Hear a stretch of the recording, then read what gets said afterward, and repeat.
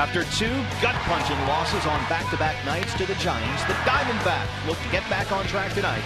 Over the last two seasons, D-backs first baseman Paul Goldschmidt has had great success versus one pitcher, and tonight, Goldie gets the opportunity to face him once again. It's the Diamondbacks versus Tim Lincecum and the Giants next on Fox Sports Arizona.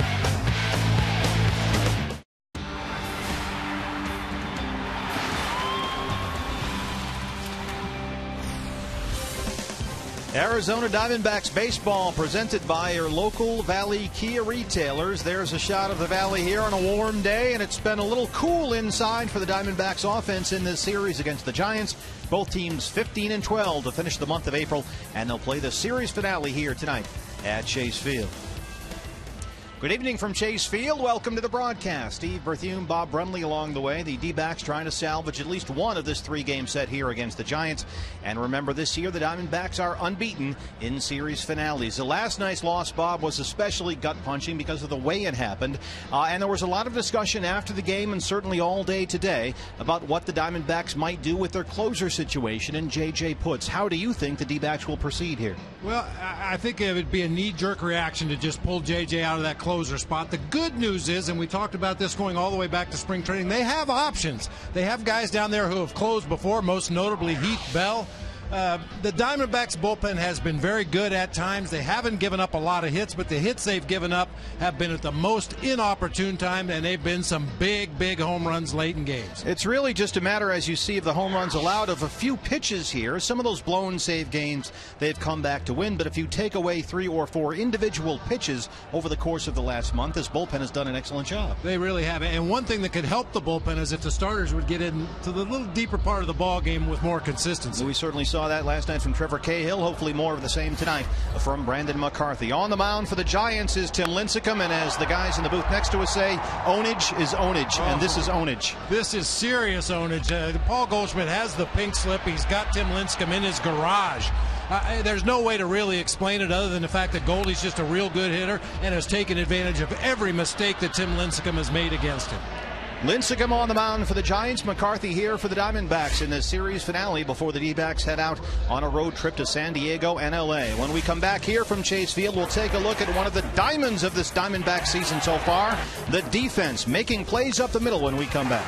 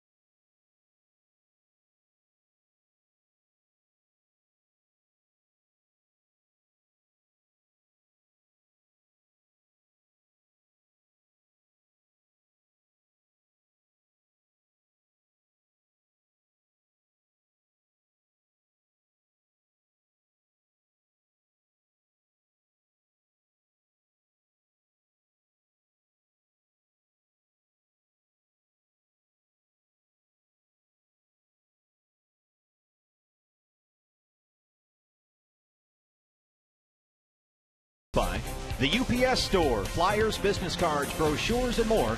We can print that. And by your local Kia retailer. Visit phxkia.com.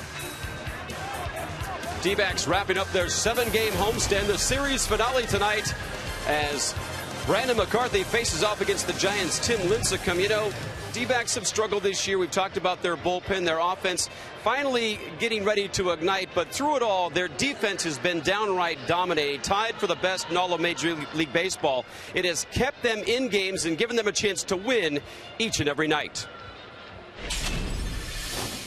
When you're playing close games, it matters, and when you can save a run, like a game last night, or just in games in general, we talk about RBIs, hitting and stuff like that, and there's RBIs on defense too. If you take one away from the other team, one run taken away is as good as one run scored. So, we take a lot of pride in that, and we've been doing a good job. But it's a long season; we got to keep it going. Been a focus all season long for the D-backs. Cliff making a big play last night in the 4th inning to save a run.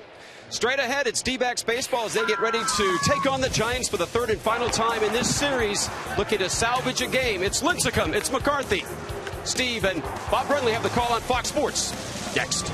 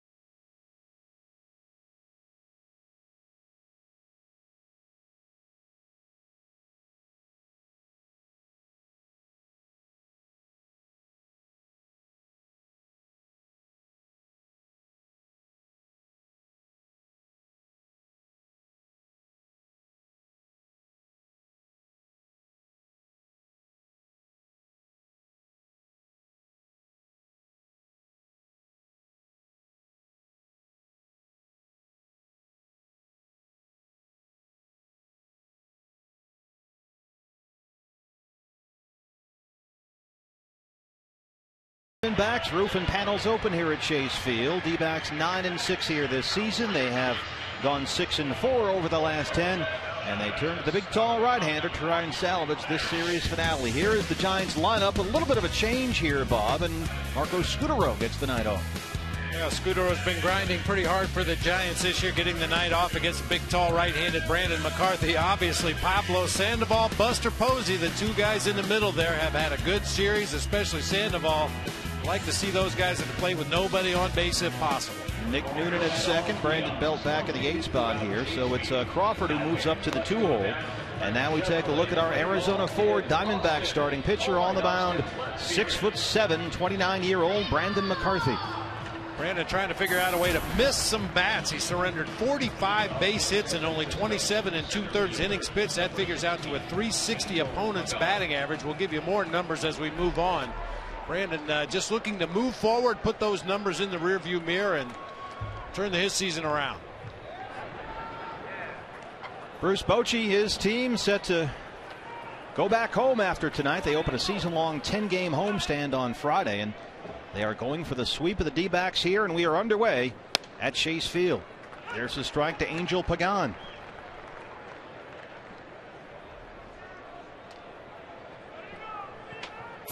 .275, no home runs, 11 RBI. Hard to right, in the air, Gerardo Parra back there, backing up at the wall, looking up, and it's gone. Angel Pagan's first home run of the season, the first batter of the game, and just like that, it's 1-0 Giants.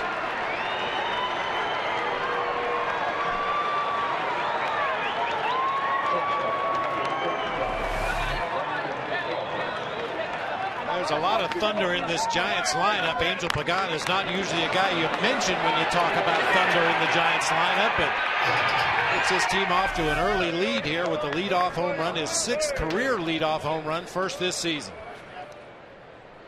So Brandon McCarthy will now have to settle himself and work to Brandon Crawford here.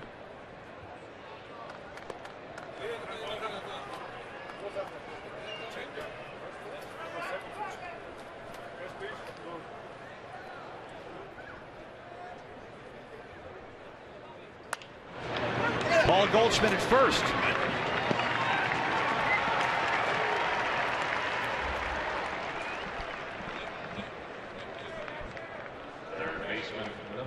Defensively for the Diamondbacks, Cliff Pennington, as you see here, ranks by defensive runs saved as the second best defensive shortstop in baseball with a +5 defensive run save rating, tied with the Rangers' Elvis Andrus, one behind Major League leader Andrelton Simmons of the Braves. Defensive run saved, by the way, uses film and computer layouts to determine how many more or fewer plays a defensive player makes over league average. Kung Fu Panda. And this guy might be National League Player of the Month. What an April he had. 333, 4 homers, and 22 RBI. Straight up in the air. Montero gives chase. It's out of play. This was the big hit last night. 2-run homer in the 9th that wound up winning the game. Huge understatement to say that Pablo Sandoval is very comfortable up at the plate right now, seeing everything extremely well. Tremendous bad ball hitter. You don't have to throw him a strike to get him out, but it has to be a really bad ball to get him to swing and miss. He is 11 for his last 18. There it is.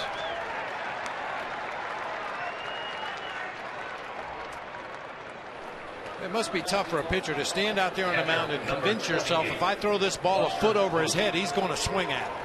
But that's the kind of hitter Sandoval is. He just lets the bat go. He can hit breaking balls. He can hit fastballs. He doesn't overanalyze anything about his swing. Just see it and hit it. You can expand the zone, or more appropriately, have him expand the zone for you. Buster Posey, first pitch. Cliff Pennington is there. And McCarthy nicely settles down after the leadoff home run by Angel Pagan. We'll go bottom 1 here at Chase Field. It's 1-0 Giants.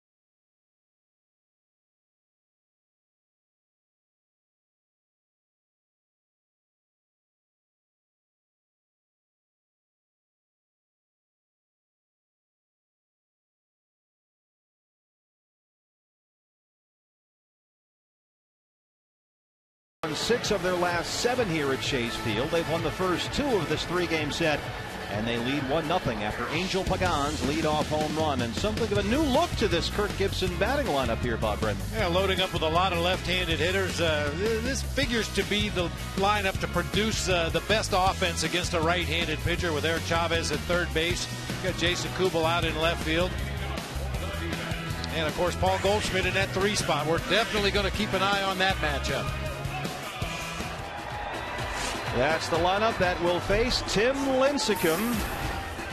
Off to it. You know what? Actually, a semi-decent start this year after a rough year last year. Real rough season last year. Much better this year. His command has been better from what we understand. His velocity down a little bit. Features a fastball, a changeup, a slider. Used to throw a lot more curveballs. It's his 4th best pitch right now. 1-0 to Gerardo Parra, not in the lineup last night. One night after he went 0 for 5 in the series opener here, which snapped Gerardo's 13-game hit streak. And they're at 305, a homer and 5 RBI. During the streak, Parra hit .333. He was 17 for 51 with 10 runs scored.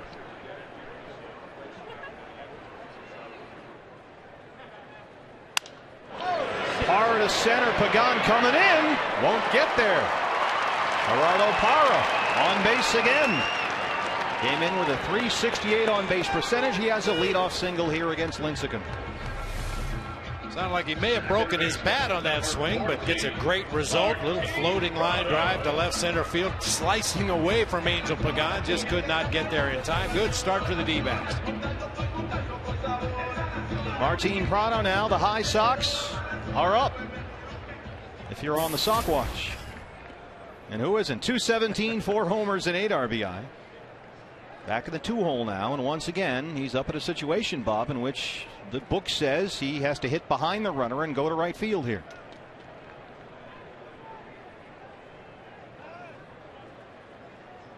Now, one thing, when you have a reputation of being an unselfish hitter and trying to shoot that hole on the right side of the field with runners on base, occasionally pitchers will make it tough for you the way they attack you. And to counteract that, Martin occasionally in these situations is going to have to look for something and just try to jerk it to left field. So how would you attack a hitter like Prado in this situation if you think or know that's what he's trying to do? Well, the thing about Prado is he can take a pitch away from him and shoot it to the right side, which is very easy for him to do. But he also has the ability to take an inside pitch, pull his hands in close to his body, lead with his hands, let the barrel of the bat drag behind, and hit inside pitches to right field. I think conventional wisdom is off-speed pitches, because the batter naturally will get out in front of an off-speed pitch just a little bit, more likely to hit it to the left side rather than push it to the right side. Prado 1 for 4 here last night with a single off Madison Bumgarner. 3 for 9 in the series so far.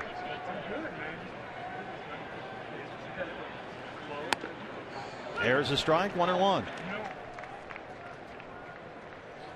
A reminder, every time a Diamondbacks player hits a home run this season, Fulton Homes will donate $150 to the Central Arizona Mountain Rescue Association.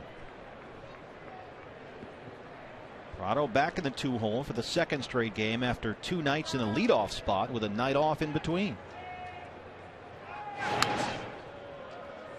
And the Diamondback staff has said putting him in a leadoff spot for a bit was an effort to get him up there and just swing the bat free and easy. Don't worry about hitting behind the runner or advancing the leadoff man, and now he finds himself right back in that exact situation.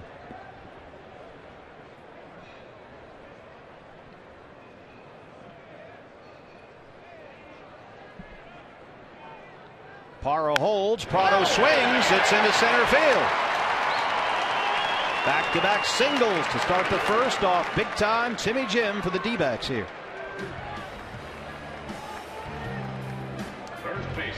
One thing you'll notice about Lincecum, his fastball is laser beam straight, and the funny thing is he throws a 2-seamer, but he's so over the top with his delivery he gets very little, if any, movement, either sinking or tailing. You see him get right up over the top of that delivery. Long stride toward home plate. You want Paul Goldschmidt up there against this guy with runners on base.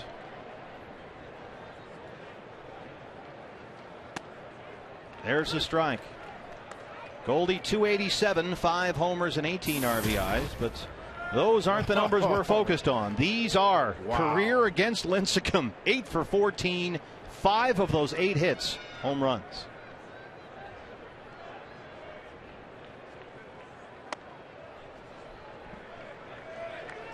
Did you ever see a case like this, Bob, when you were playing, of one guy who's just every time he was up there almost he hit a home run against somebody? No, not with the home runs. I've seen guys that have had a lot of hits against an opposing pitcher to the point of ownership, but nothing like this with the power numbers.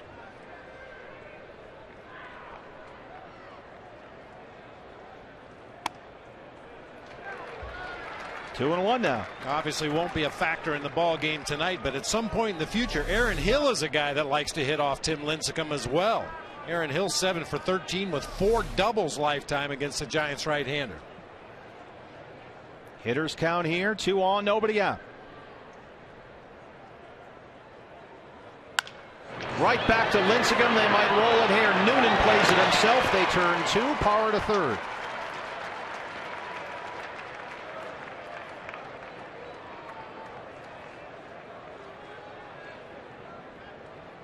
Left fielder, number 13.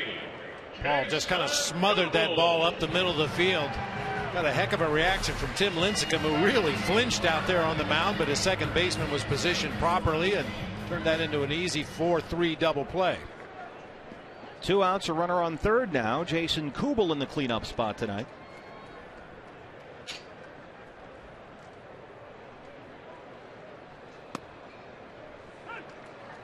Well, with the left-handed pull-hitting Kubel at the plate, Pablo Sandoval playing way off the line down there at third. Gerardo Parra should be able to get a big secondary lead and possibly score on any wild pitch pass ball.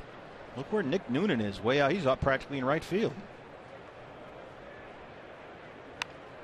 Look out.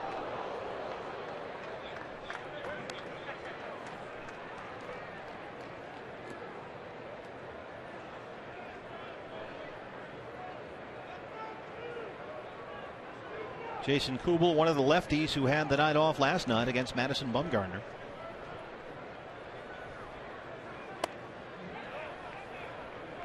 Did not go, says Bill Miller at third. Jason 1 for 6 with a home run and a walk since he came off the DL after he suffered that quad strain on the first road trip of the season at Miller Park in Milwaukee.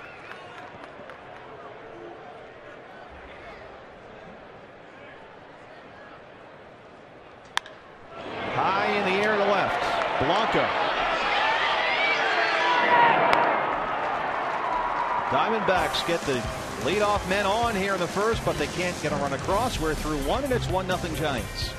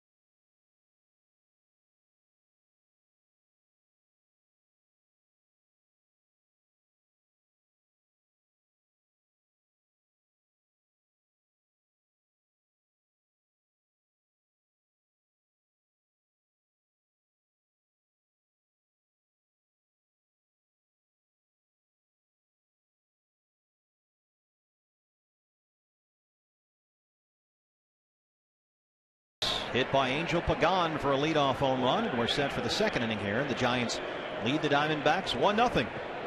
Hunter Pence, Nick Noonan, and Gregor Blanco against Brandon McCarthy.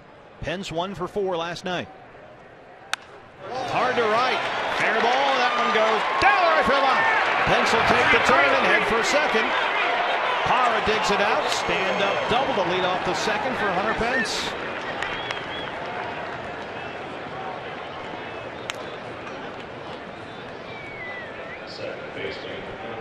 A lot of early pitch swinging already in this ball game by the Giants. Apparently that's going to be their approach against Brandon McCarthy. A pitch up in the zone. Pence tomahawks it to right field. Had thoughts about going to third base, but Tim Flannery, with nobody out in the inning, throws up that stop sign over at third base. And here we go again. Pence on second. Here's Nick Noonan, the second baseman.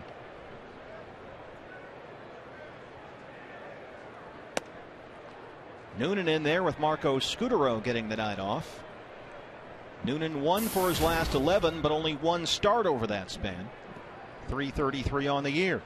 He is 8 for 24 in 15 games. Yeah, 11 of his 24 at bats have come as a pinch hitter.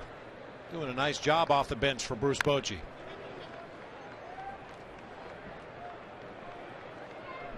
Nick Noonan was a first-round pick in 2007. Hit just .237 in a full season at AA in 2010. Moved around to 3 different levels in 2011, but hit only .229. But last year finally showed some improvement. Had an encouraging year in AAA. When at Fresno he hit .296. That's in 129 games, and now he was on the opening day roster. Here he is, starting at second base.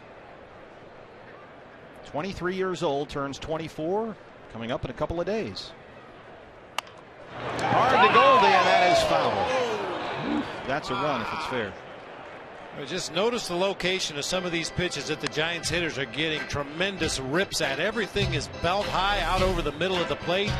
Montero wants it inside. That pitch is belt high right down Main Street. Got to start hitting your locations better.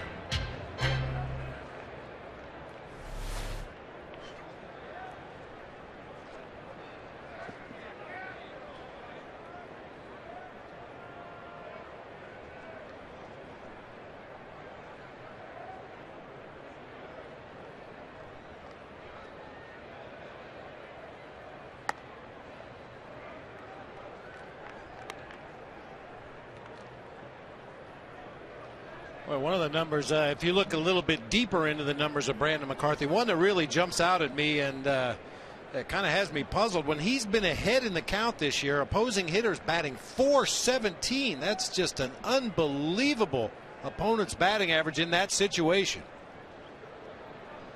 Not uncommon when a pitcher is behind a hitter to give up a high batting average, because you're kind of forced to throw the ball in the strike zone, and that's when hitters are going to take more aggressive swings. But when he's ahead in the count, that's when he has the opportunity to expand the strike zone, possibly get hitters to chase bad pitches. But so far this year, a .417 average when Brandon has been ahead in the count. Even now, 2-2 to Nick Noonan. Pence on second after a leadoff double. Pagan a leadoff homer to start off the game. Kubel in left. Pence bluffs at second and holds.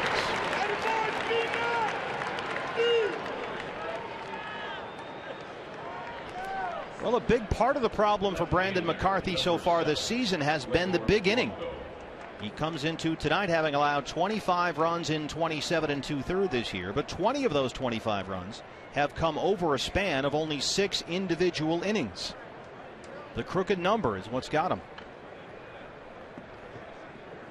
Gregor Blanco.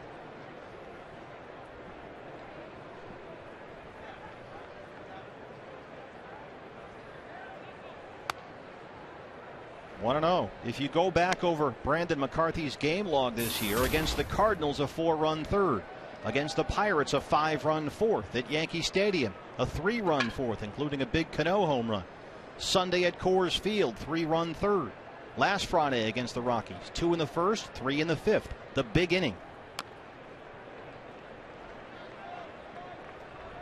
because he will go through, Bob, stretches of a game, and we've seen him where he settles in a bit and he can keep things under control and mow them down one after the other.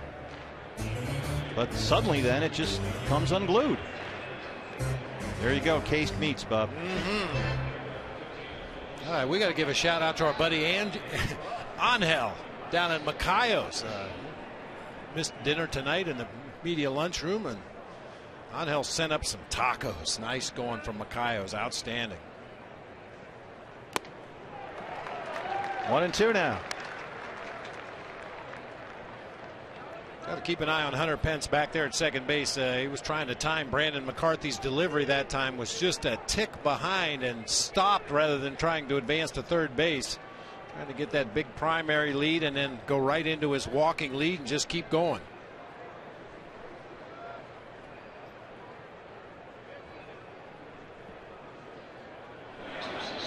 Oh, yeah, there you go. Yeah. Ah, there he is. Yeah. Hey, how are you, bud? Very good. Thanks for the tacos. Can I see myself? Yes, you can see yourself, Angel. 1-2 now to Gregor Blanco.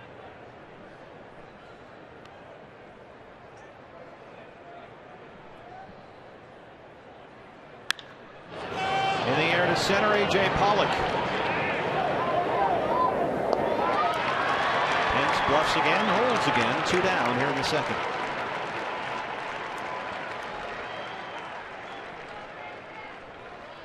First baseman, number It's 9. become so commonplace you almost take it for granted, but I love the communication between the Diamondbacks outfielders on a high fly ball like that just to the left of straightaway center. Jason Kubel came over, took a peek back to the infield, saw that Hunter Pence was tagging up, and he alerted A.J. Pollock. Pollock is ready to get that ball back to the infield quickly as soon as he made the catch. They will walk Brandon Belt with Lincecum on deck and first base open.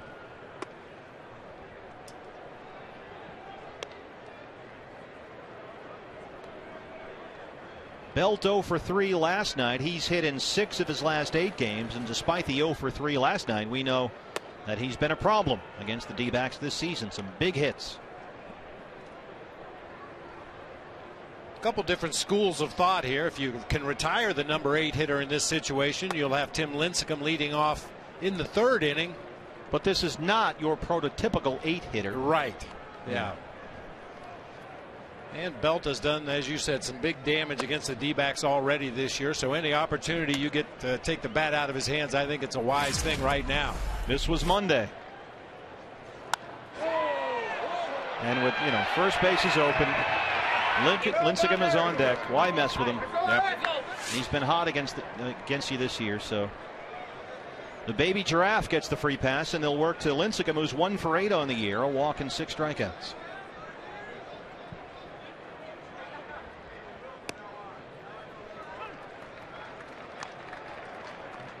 I still don't. I'll be honest, I missed the hair. Yeah. He looks like a middle school kid now with the haircut.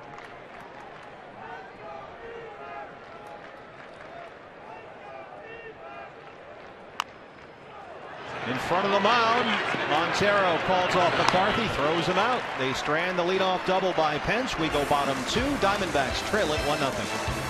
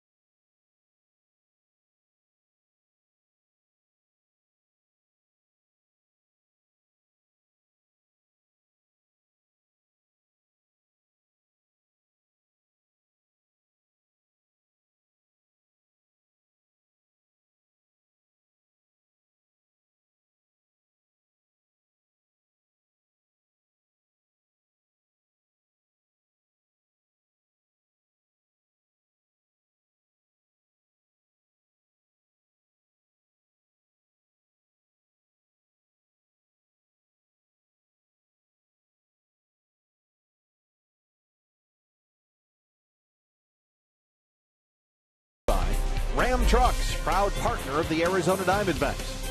And by Gila River, another proud partner of the Arizona Diamondbacks.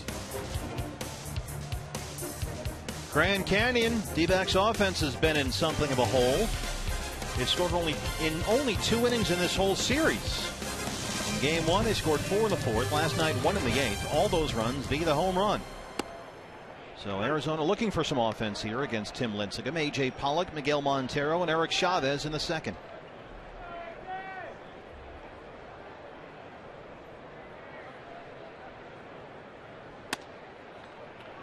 Oh, 2 now. Pollock at 256, 3 homers and 10 RBI.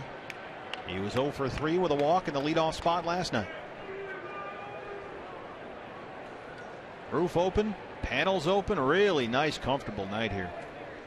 Yeah, we get spoiled real fast. We really do. Every night it's just been gorgeous. They keep telling me it's coming. They say, wait till July. Wait till August. Your car's going to melt. Just the tires. All right. There's a base hit for A.J. Pollock. Just like the first, Diamondbacks lead off the inning with a single.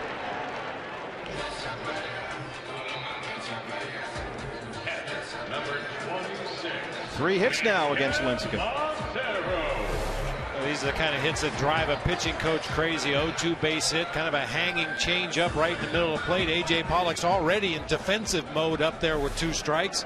Sees that off-speed pitch hanging over the middle of the plate and promptly banged it into left field.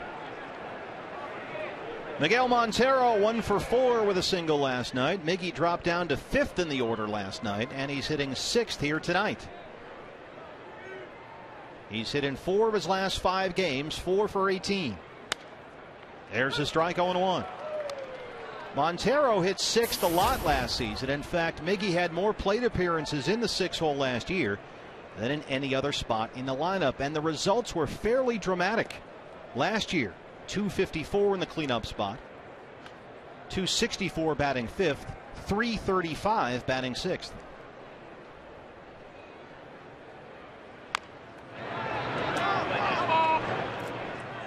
C.B. Bucknor says foul ball, and it's 0-2.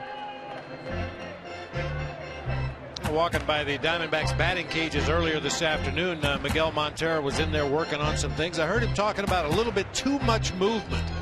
We've documented how he kind of shuffles his feet back and forth to kind of get his weight back on that back foot, and he felt like he was just moving too much. So keep an eye on that tonight, see if he tries to limit some of that toe tapping and rocking back and forth. He was actually nagging the coaches to come back underneath and throw him more soft tosses. Get back, I'm not done. Let's take a look at the umpires tonight. C.B. Bucknor behind the plate here. Mike, come on now. Mike Muchlinski at first, Dale Scott, the crew chief, at second, and Bill Miller is down at third base. C.B. Bucknor. May take some patience from you tonight. Not sure you have it in you, frankly. Just pay attention to the game. 2-2. Well, Lincecum having some issues of his own getting the ball down in the strike zone here in the early going. Well, his evolution now has been learning to pitch with diminished velocity. And so far, it's been with mixed results. Barry Zito went through the same thing, and now he's finally found it. And had some brilliant starts last season. Different type of stuff, different type of pitcher, but in some ways, the same case for Lincecum. Without that velocity that he had when he came up, everything else works off that. You have to, in a sense, start over. Swing and a miss. He gets Montero. First strikeout of the game for Lincecum. 1 away here in the second. Hey fans, anytime the D-backs score 6 runs or more, Taco Bell is giving away 3 free tacos with the purchase of a large drink between 4 and 6 the following day at participating locations. Eric Chavez had the night off last night against the left-hander. Chavez has hit safely in 5 of his last 7, 5 for 18 over that span with 3 home runs.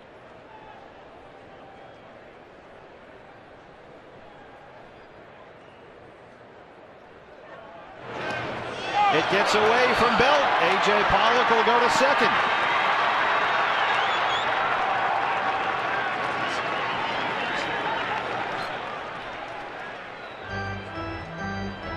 Tim Lincecum does not have a quick move to first base. He got a long arm throw over there to the bag, and he does not like to check on the runners over there at first base. Not uncommon to see him throw a pickoff attempt down that right field line. This one gets past Brandon Belt, moving Pollock into scoring position. E1 moving Pollock up to second base. Last season, Lincecum 10-15. He led the National League with 15 losses, 107 earned runs allowed, and 17 wild pitches.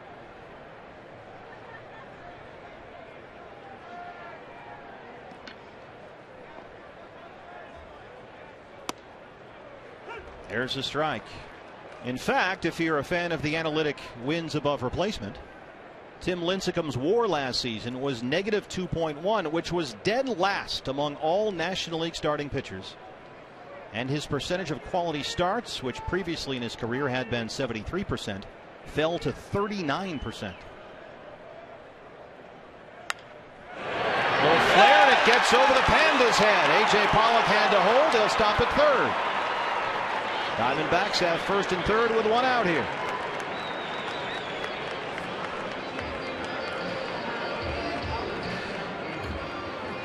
A little bit of a grimace there from Eric Chavez, but he'll definitely take it. Elevated fastball once again. Chavez got jammed just a little bit. I'm not quite so sure why Pablo was playing as shallow as he was. Way off the line at third for the left-handed hitting Chavez, but playing fairly shallow. That's hitting them where they ain't right there. Yep.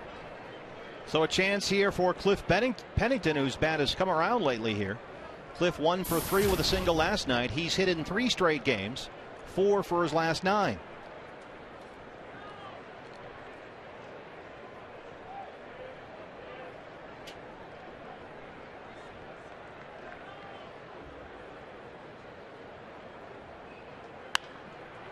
Out of play. Cliff got off to a solid start to the season offensively, 12 hits in his first 12 games, and then battled through a 1 for 29 stretch, but he's catching up to his original pace again here, 4 for his last 9. Well, the good news was during that stretch when he wasn't swinging the bat particularly well, he had his glove, and that glove has been working in a tremendous fashion this year. We showed you at the top of the game, defensive run saved, second in all of baseball among major league shortstops, behind only Andrelton Simmons in Atlanta. Hard to right center. Pennington gives it a ride, and it's gone. Cliff Pennington's first home run of the year almost went into the pool. A 3-run shot, and it's 3-1 Diamondbacks. Told you the bat was coming around. She does not look happy. Stifle it, Susie. That's right. It's another Fulton home run. Another $150 goes to Central Arizona. Martin rescue from our friends at Fulton Homes. I don't care how good of a defender you are, how many highlight reel plays you make, you want to be part of the offense. And Cliff Pennington absolutely stepped on that delivery from Tim Lincecum. 1 for 29. But boy, he's hit the ball well lately. And as you pointed out, Bob, to his credit, he never let his offensive scuffles affect his defense. Nope, not at all. So suddenly Brandon McCarthy's up there with a 3-1 lead. Brandon 0 for 7 on the year, 1 walk and 3 strikeouts.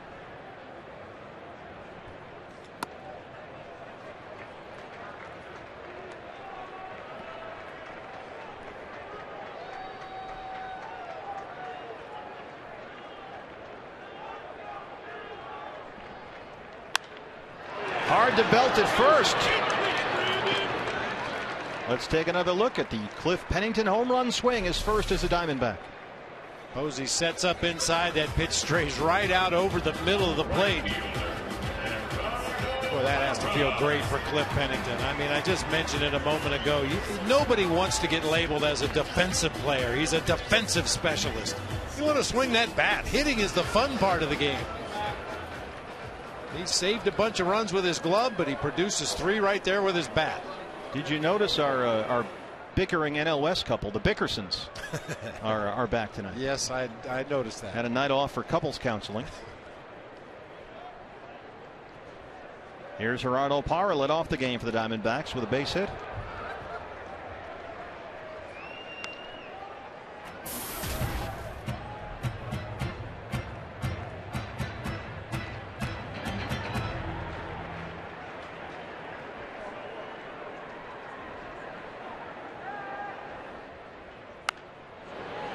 Out of play, 1-1.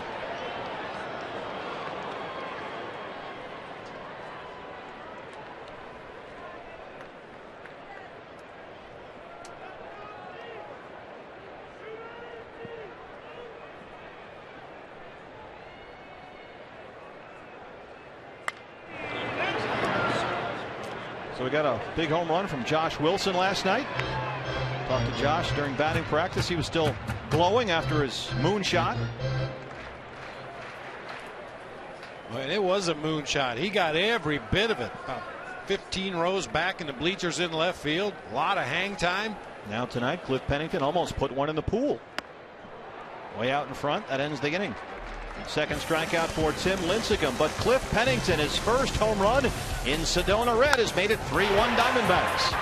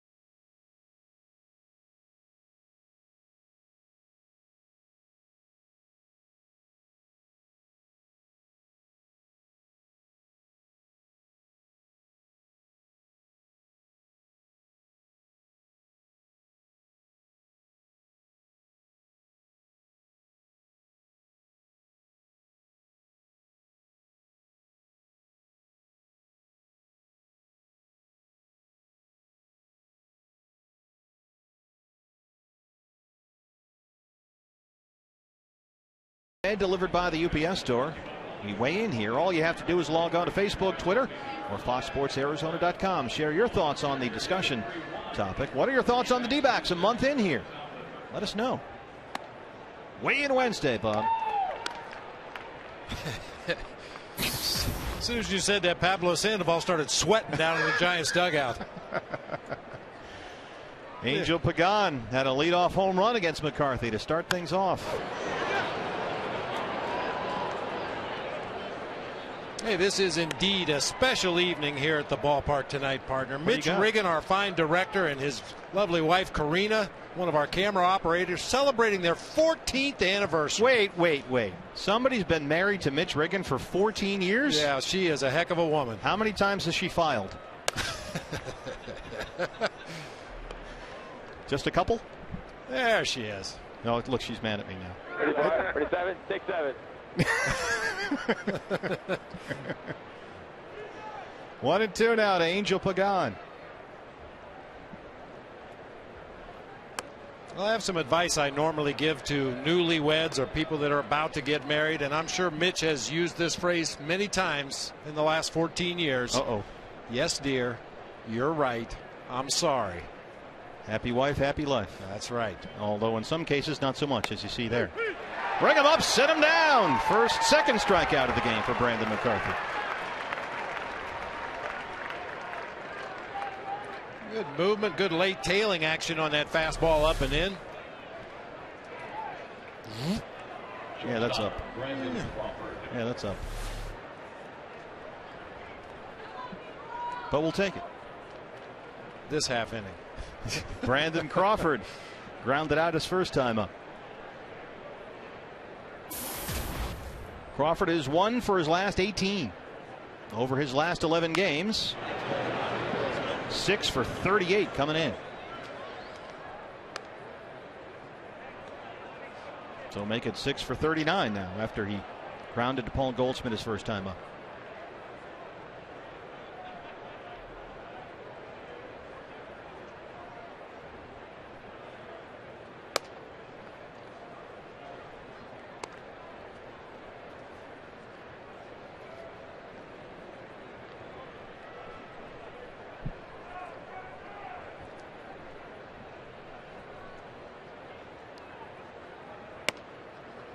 One and two. Pablo Sandoval on deck. Brandon Crawford, Mountain View, California. Foothill High School in Pasadena, UCLA. 4th round pick in the 08 draft.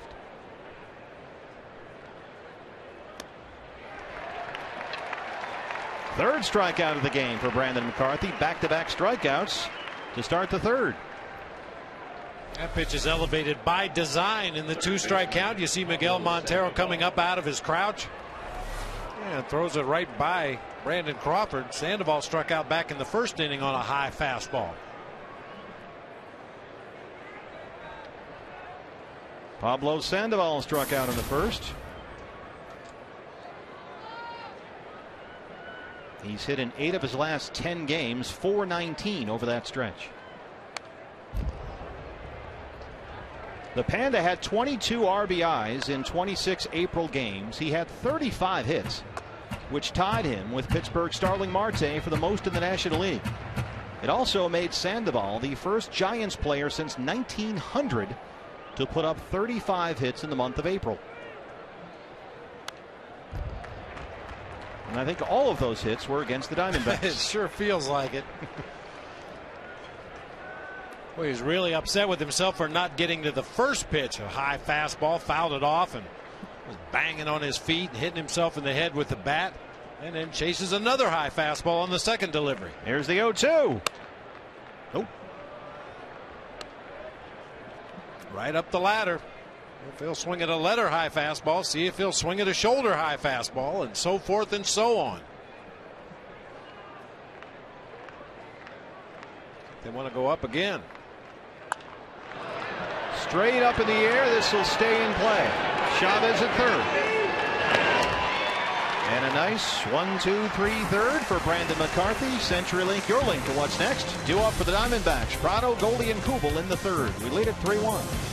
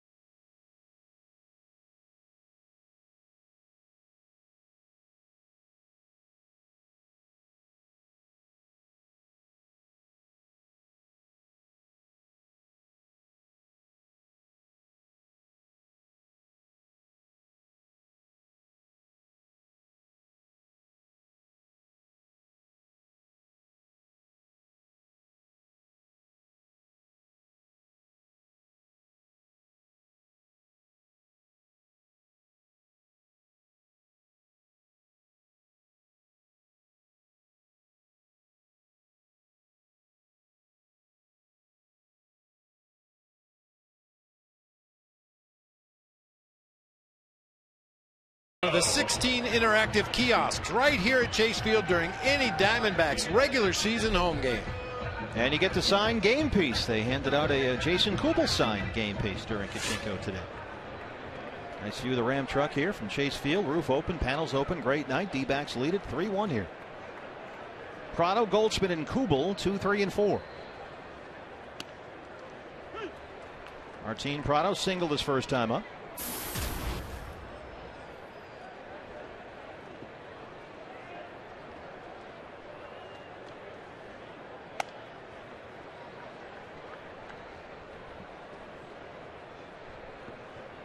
Diamondbacks with 5 hits already off Tim Lincecum. One of them, Cliff Pennington's 3-run homer in the last inning. When he worked just as a reliever in last year's postseason, Tim Lincecum pitched very well. 13 innings in relief with 17 strikeouts. He gave up only 1 run and 3 hits. Sandoval.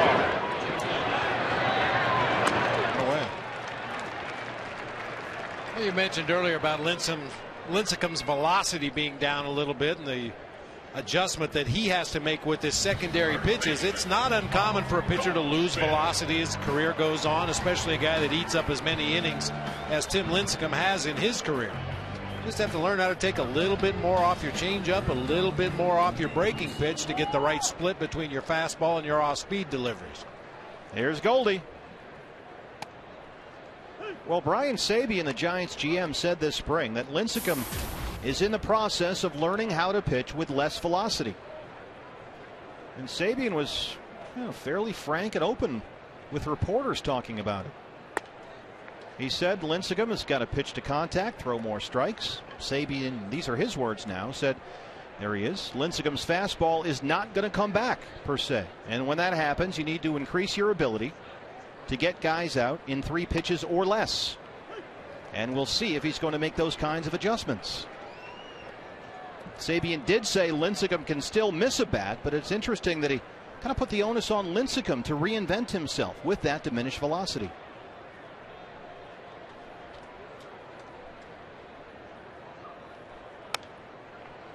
Two and two now. A fastball that used to average 94 miles an hour has steadily dropped down to 90 miles per hour. That's where it was at the end of last year.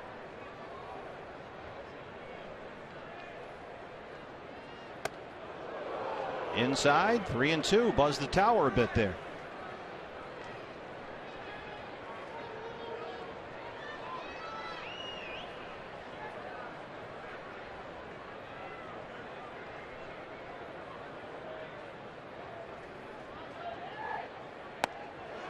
Struck him out. Here's Giants pitching coach Dave Righetti talking about Tim Lincecum. His awareness of what's happening to him and what they're doing to him, the other teams, and instead of fighting himself, he's thinking about how to take care of that. And he's not thinking it's all him now. He's thinking, okay, I got to make a better pitch on this guy and things like that. And he's much more aware, I think, of those things than he had in the past.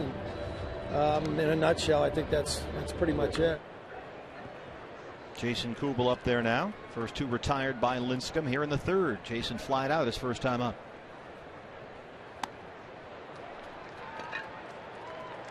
It was interesting to watch Lincecum in the postseason last year as a reliever. And one thing that seemed to help during that run was getting rid of his windup and pitching just out of the stretch.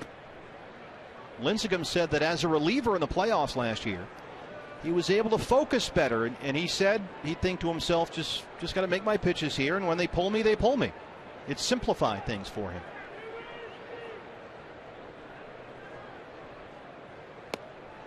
Swing and a miss there. In fact, he put it in a good way. I thought, these are his words now, it kind of dumbified me to the point where I wasn't thinking about all the outside stuff. My focal point was just to pitch and where I need to throw it. It got him back to a type of mentality and perspective.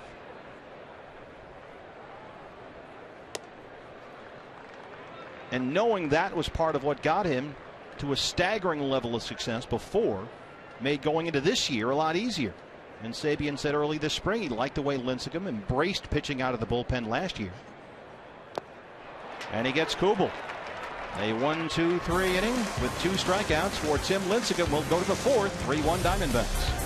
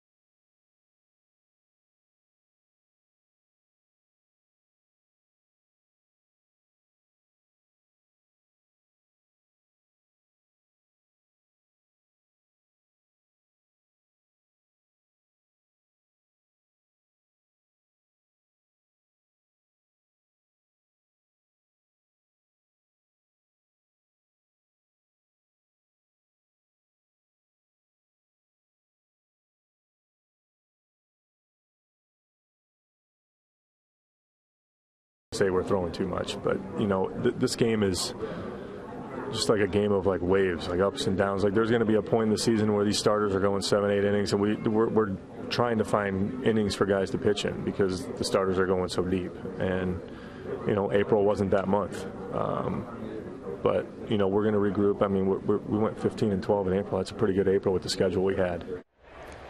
D-backs closer J.J. Putz with our Geico quote of the game. He was tagged with a blown save in the loss last night, but I asked him last evening after that game, he was a stand-up guy, he was right there in the clubhouse, if his confidence was shaken. He says not at all, and certainly the confidence that Kirk Gibson has in him in that closer role has not been shaken. A lot of people are kind of looking to see if the D-backs are going to go to a new closer. I think it's far too early for that, and as all the guys said on that bullpen, they've thrown a lot of innings, they've been up a lot, warming up, and they're just looking ahead to a day off tomorrow and go into pitcher-friendly Petco Park, and they feel they'll get the bullpen right once again.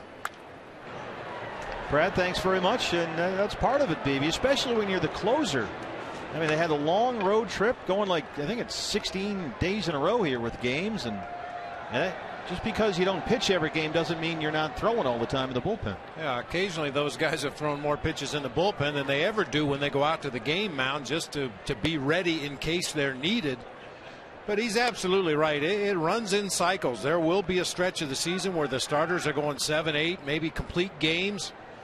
Guys in the bullpen are going to be throwing side sessions and simulated games just to get a little work in. Buster Posey. Cliff Pennington at short. Posey's 0 for 2.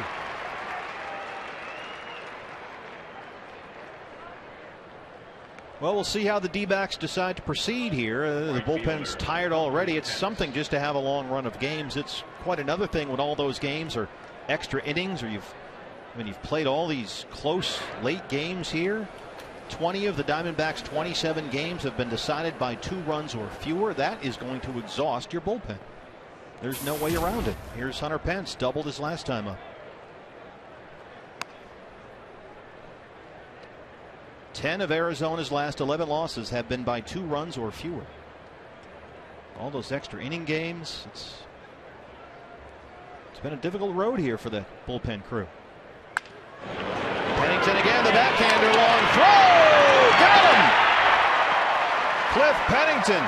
There's another defensive run saved. Add it up. His defensive metrics have been outstanding. Boy, and the strong arm being able to run away from your target and still get enough on the throw to get it to Paul Goldschmidt in the air. That's a special talent right there. Good body control, plenty of arm. Brandon McCarthy really appreciates his defense behind him. Nick Noonan. First pitch swinging, right center. A.J. Pollock is there. Brandon McCarthy has now retired 9 of the last 10 he's faced. He has a rhythm and he's got a 3-1 lead.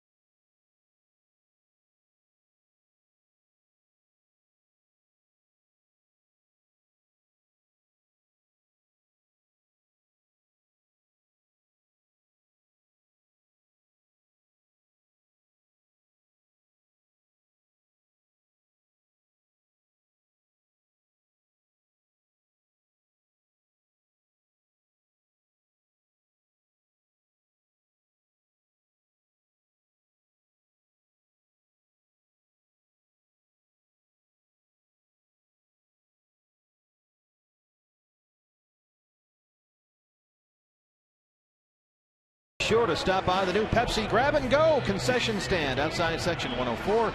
You can look and scan for your chance to win great prizes. Find all your favorite Pepsi products. Grab and Go right outside section 104 here, because what you do is you grab and then you go and you're on your way.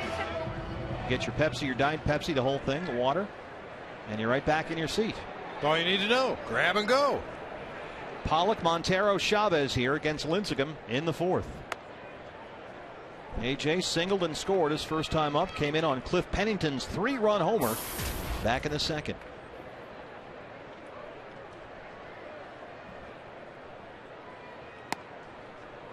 One and one now.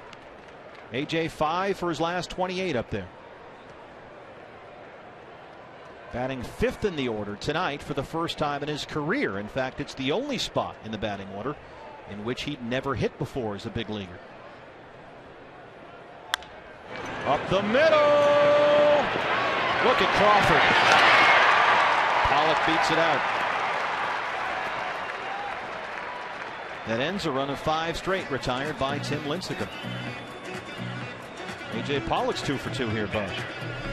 Every player has an internal stopwatch, and on a ground ball like this, Brandon Crawford, I'm pretty sure, realized at that point he's got no chance to get A.J. Pollock at first, but go ahead and make a throw over there. Maybe he falls down running up the baseline or something. Nice range by Crawford, but the timing of the play was such that A.J. was going to leg that out easily. Pollock on board for the 2nd time tonight. Here's Miguel Montero. Last time Lincecum tried that, he threw it away. With A.J. Pollock on first. Miggy struck out his first time up. He's hit in 4 of his last 5 games.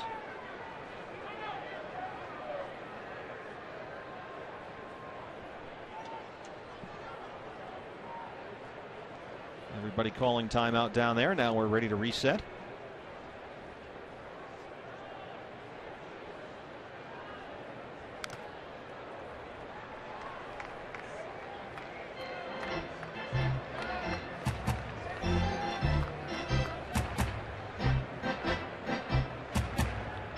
Diamondbacks have the day off tomorrow. It's a travel day. They'll hit the road. 3 in San Diego, 3 at Dodger Stadium. Then it's back here to Chase Field for series against the Phillies and the Braves. So we get our first look at a newly redesigned Petco Park over the weekend, BB. There goes Pollock. Here's the throw. He's in there. Stolen base. A.J. Pollock is 4th of the year.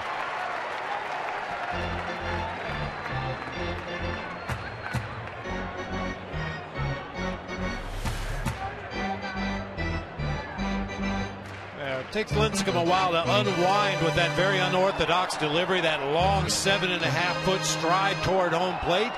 Pollock got himself a great jump that time. Even a good throw wasn't going to get him at second base.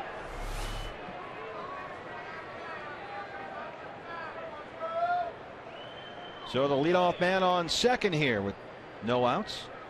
1-1 to Montero.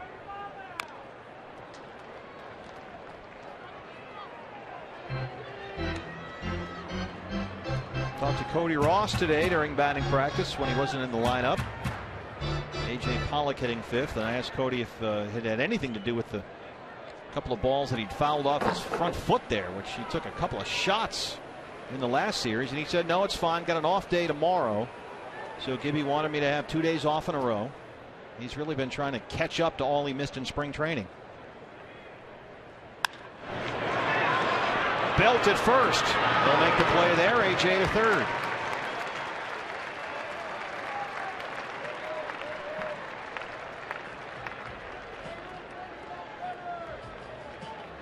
Third baseman, Eric Chavez.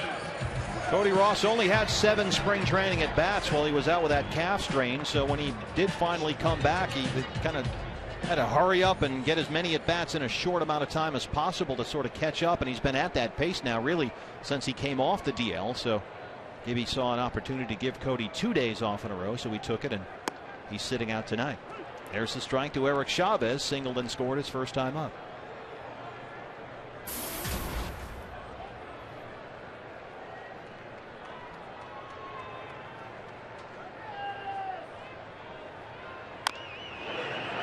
Chopper will roll and roll and roll and roll and stop. Somebody say something. Foul ball, CB Buckmore. That's your ball until it gets to the bag, CB.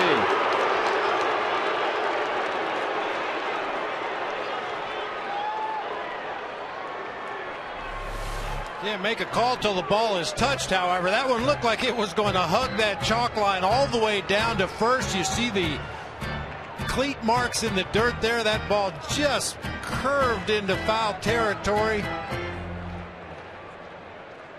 Yeah, once you let it roll that far, all you can do is, as a defender, is just hope it goes foul. Look at that big clump of dirt on the baseball that caused it to go into foul territory. 1-2 now.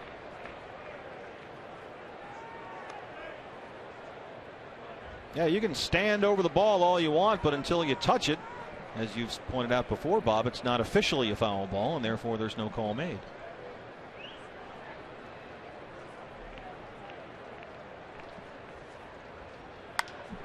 Center field, Pregame.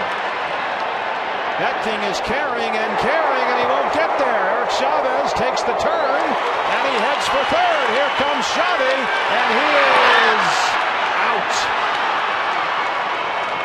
Run scores, 4-1 Diamondbacks.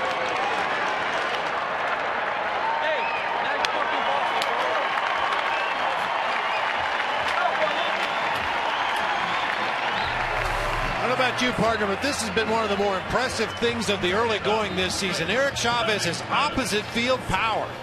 That looked like a routine fly ball to the left to straightaway center. On the dead run, Angel Pagan cannot get there. The ball short hops the wall. Good time to attempt to make it to third base, however. 1 out in the inning. If you get there, a sac fly could possibly score you. Good time to take a chance. Cliff Pennington hit a 3-run home run his last time up. So it's 4-1 now, D-backs. RBI double for Chavez, thrown out 8-6 to 5. I mean, I saw Eric Chavez in his glory years with the Oakland A's and last year with the New York Yankees, and I knew he had pull power. I didn't realize he had that kind of sock to the opposite field. It's funny, when he goes the other way, and we saw it in San Francisco too, Bob, when he hit a home run, it just carries. As he's explaining right here. Whatever you're doing, keep doing it. 1-2 to Pennington now. Chased it in the dirt. There's the strikeout. 5th strikeout of the game for Tim Lincecum, but the Diamondbacks get another run across here. We're through 4, and it's 4-1 D-backs.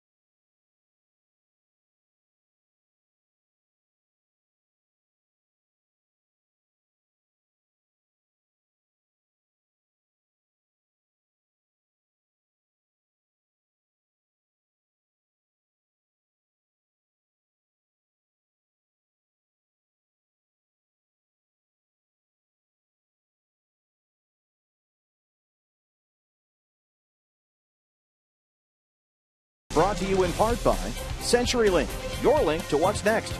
By Mazda, we believe if it's not worth driving, it's not worth building. And by Jack in the Box, the Chipotle Chicken Club Combo is back for a limited time at Jack in the Box. Try one today with fries and a drink for just $4.99 plus tax. Another run in, a 4-1 Diamondbacks lead now for Brandon McCarthy, who has retired 9 of the last 10 he's faced. The one he didn't was an intentional walk. And this is as close to a consistent rhythm as we've seen Brandon get in, Bob, all season long. Well, unfortunately, the opposing hitters have not allowed him to get into much of a rhythm all season long, but this is as good as we've seen him so far. Blanco, Belt, and Lincecum, 7, 8, 9 here in the Giants' 5th. Blanco flied out his first time up.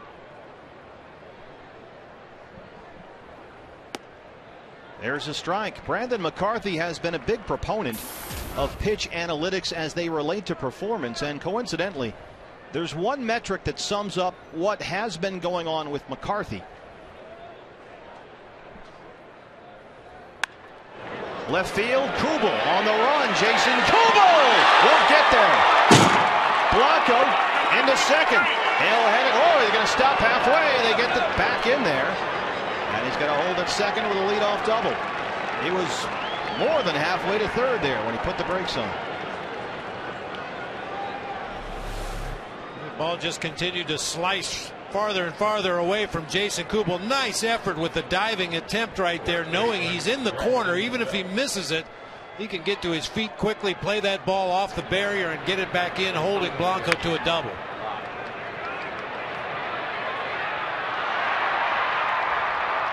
He's going all the way right here into third, and then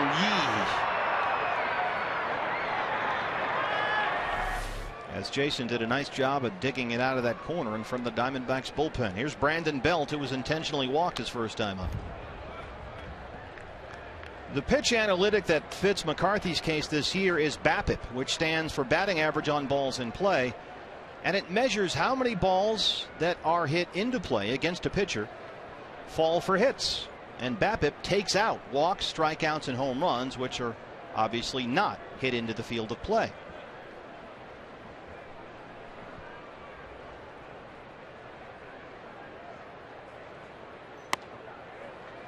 One and one now.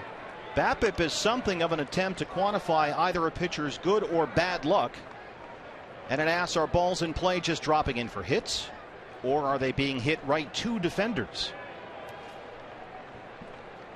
A 300 BAPIP is about league average. That varies, of course, from year to year. Here's the 1-1 now. A pitcher with a high BAPIP is generally considered unlucky and is due to improve based simply on the math. A low BAPIP suggests the pitcher has been a little lucky, and it may only be a matter of time before things even out and there's a regression to the mean. And his BAPIP, his ERA, and everything else go up when some of those balls start dropping in for hits. Here's the 2-1 to Belt now. That's out of play. This is where Brandon McCarthy comes in, and it's something that he has said publicly, that BAPIP is built on the idea that a pitcher can't control what happens to a ball once it's put into play. And you can see these numbers. Other than the Royals' Wade Davis, according to BAPIP, Brandon McCarthy has been the unluckiest pitcher in all of baseball. A 396 BAPIP. Keep in mind again, 300 is about league average.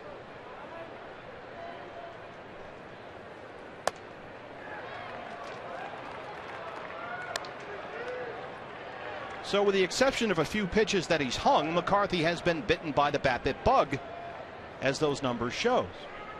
And look at this. First 5 starts, 18 runs allowed. Tonight, 1. The balls are being hit to the defenders instead of dropping in for base hits, for the most part.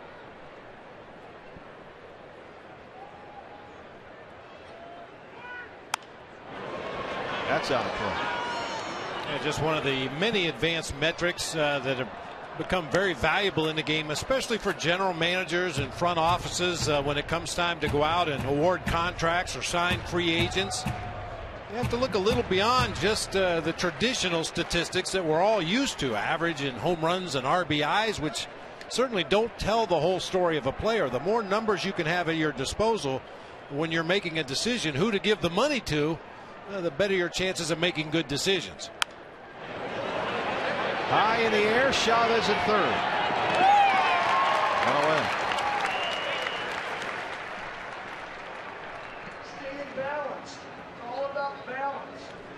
D-backs Baseball Academy guys working out of the batting cage. Brandon has said he doesn't feel like the stuff he's throwing is getting barreled up by the opposing hitters, and he said after some of these starts, look, there's only so much you can do with bad contact balls that bloop in there, and once it leaves my hand, there's not much I can do to control where it goes. Does it drop in front of a defender? Does it get hit right to him?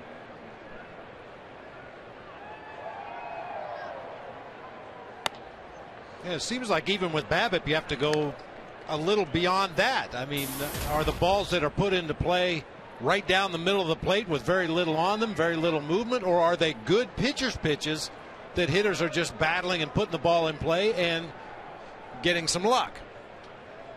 You can make a good pitch that sometimes it just gets hit. Not in this case, however. After his start last Friday against the Rockies, McCarthy, he was very frank. He said, look, I've never been through a stretch like this. I'm not one to sit around and feel sorry for myself, but it gets to a point where you say, when in the heck is the ball going to go to somebody instead of dropping in?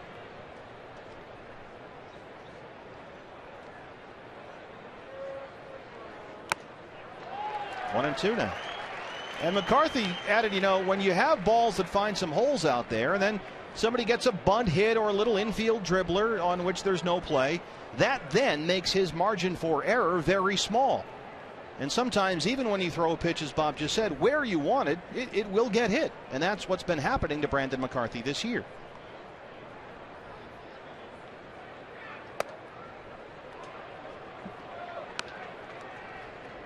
In fact, Kirk Gibson said after Brandon's last start that McCarthy was throwing the ball well and that his pitches showed the best stuff that he's had since he joined the Diamondbacks.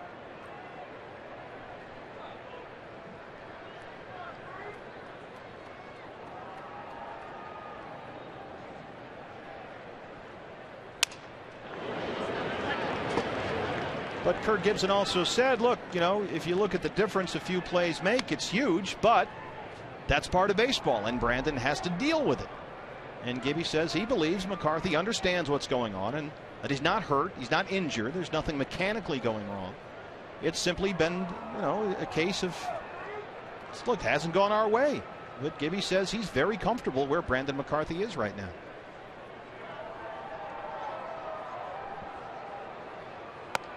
There's a strike. That's 4 on the night for Brandon McCarthy. 2 down here in the 5th.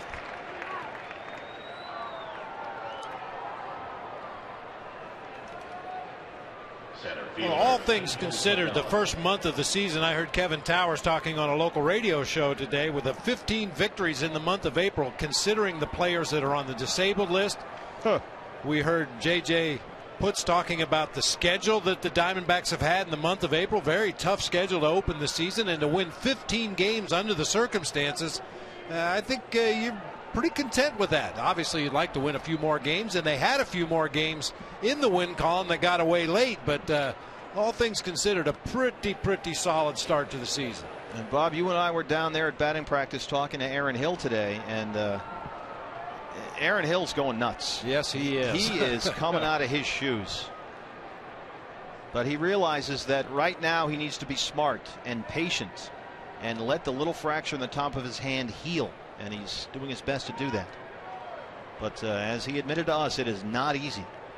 But especially when you're talking about with such a great hitter, a hand injury, you have to really be absolutely sure that that thing is healed, because you could suddenly make it worse, and then you're looking at 6 months and who knows. So they are very cautious with Aaron, and he understands it, but he doesn't like it.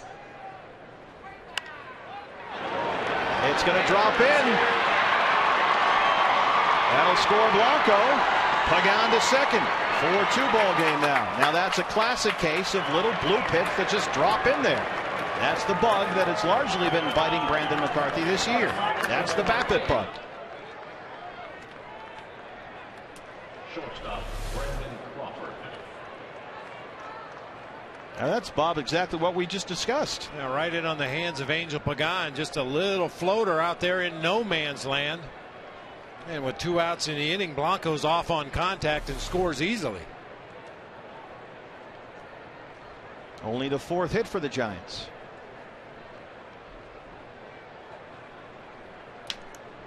Brandon Crawford is 0 for 2, struck out his last time up.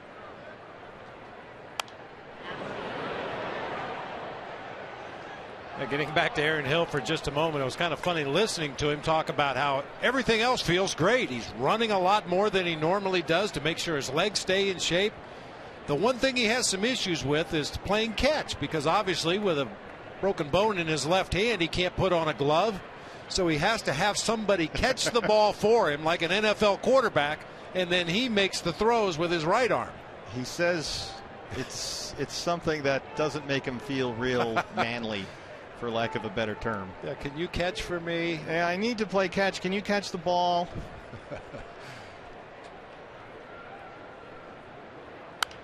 Yeah, he was funny about it. He just, look, I'm doing everything I can. I'm doing everything they tell me. I want to make sure that this is healed up. But it's been slow going. And boy, do they miss him. They really miss him. His bat in that lineup. I mean, there's just no, you can try and fill in the gaps in all 25 guys and whatnot, but you can't. It's hard to replace a bat that's good. I gave you the numbers earlier for Aaron Hill against Tim Lincecum this season, and it's been similar with a lot of the opposing pitcher. Aaron Hill's a good hitter. Yeah, we kind of forget how he carried this team from time to time last year. Sure would like to have his bat in the lineup right now, the way the team has been struggling to score runs. That's a Silver Slugger bat, and he was off to a great start. 1-2 now. Hard to the gap in right center. Parra on the run, gets by him. Pagan comes in to score. Crawford into second. He'll head for third. Here's the relay, and he's in there. RBI triple for Brandon Crawford. It's a 4-3 game here in the 5th. Now is Gerardo Parra okay?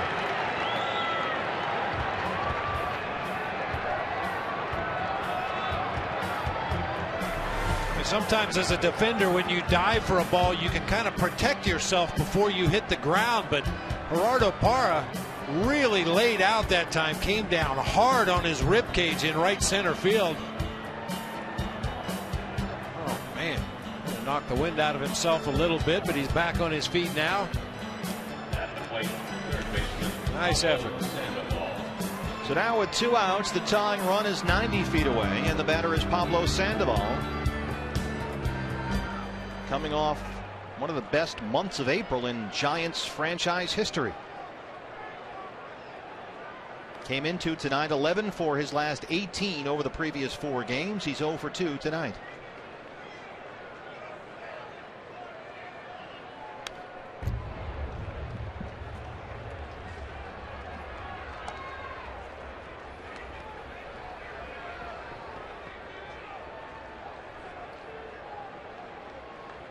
An interesting place to put a pad there, Bob. He's got it on the inside of his front knee.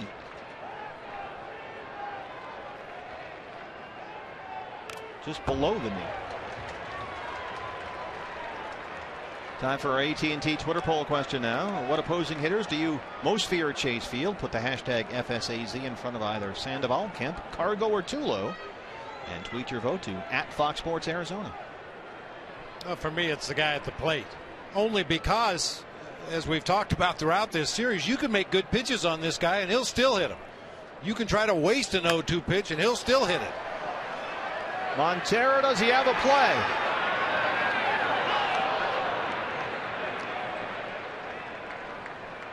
I mean, that's an effort right there by Miguel Montero and Brandon McCarthy to waste a high fastball, and Pablo Sandoval swings at a chin-high pitch out over the plate, fouls it out of play.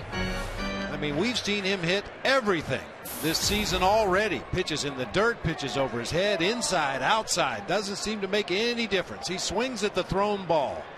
And all those other guys Well, excellent hitters are somewhat streaky. Panda, I think, is more consistent than those other guys. Center field, A.J. Pollock. And that's the inning. But the Giants get 2 doubles and a triple, and it's a 4-3 game as we head to the home half of the 5th.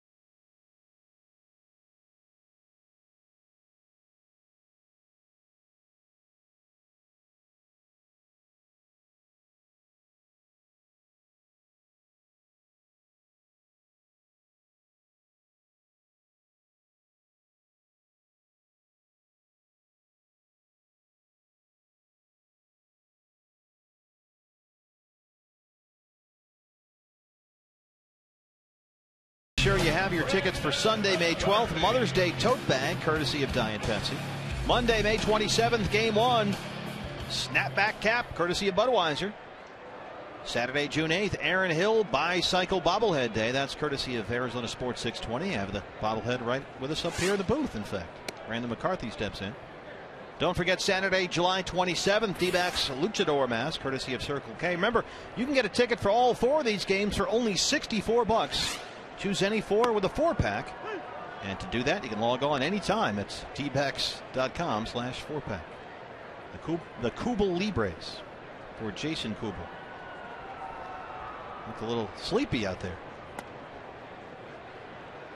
McCarthy, Parra, Prado, 9-1-2 here in the 5th. They're just waiting for Jason's first hit of the game. That'll be their wake-up call. McCarthy to right. Hunter Pence tracks it down, 1 away.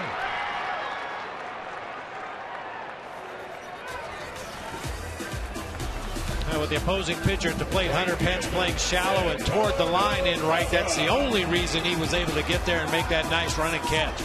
That's another BABIP example. Sometimes they drop, sometimes the defender get there. And there was very little Tim Lincecum could do to control where that landed. All right, here's Gerardo Parra now. Single in the first, struck out in the second.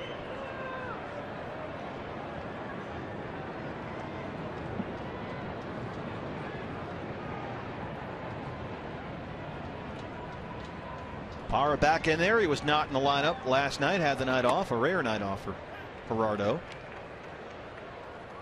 Monday night was just the 3rd game all season in which Gerardo Parra started the game but did not get a hit. And just the 2nd game all year he did not get on base. And it seems strangely ironic that most of the discussion involving Gerardo Parra this spring was about playing time. What are they going to do? How are they able to meet the stated goal of finding Gerardo Parra 500 at bats? That's what he insisted he wanted, and that's what Kirk Gibson said he would try to make happen. And well, we've seen Adam Eaton, Cody Ross, Jason Kubel all spend time on the DL. Eaton, in fact, is still there. Yes, he went, says Bill Miller. That's the strikeout.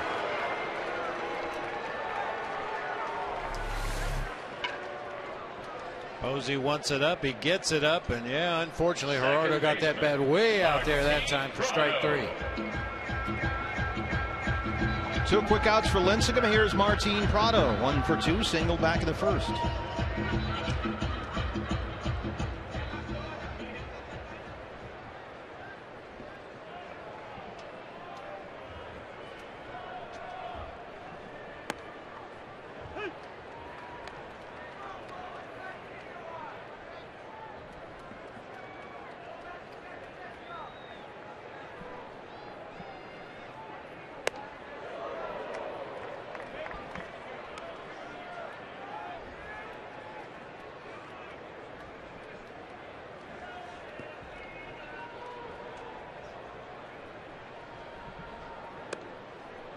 Upstairs 2-1.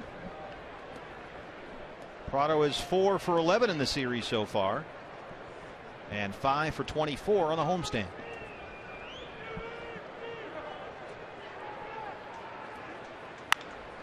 Base hit. That gets down and gets in the gap. Martin Prado heads for second.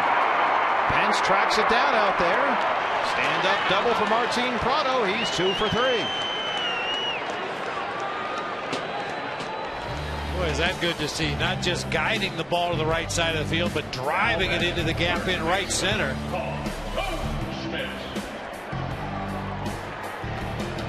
Lincecum missing his spot there. Boy, that pitch inside, it strays out over the heart of the plate, and Martin Prado barrels it up into the gap in right center for an easy double. Paul Goldschmidt is 0 for 2 against Tim Lincecum tonight. He has hit into a double play and struck out. You know, partner, we talk a lot about track records and history, and certainly there's been a lot of hand wringing over Martin Prado's poor start this season, especially against right-handed pitchers. But if you look back to the last season, first 25 games of the year, he hit only .203 against right-handed pitching. But from May 8th through the rest of the season, he hit .308. Those are the kind of things you have to trust as a manager, as a hitting coach, and as a player. It's a long season. As Montero said yesterday, I got another 400 at bats coming up here. Will that drop in? It does. They wave Prado. Paul Goldschmidt gets to Tim Lincecum once again. 5-3 Diamondbacks.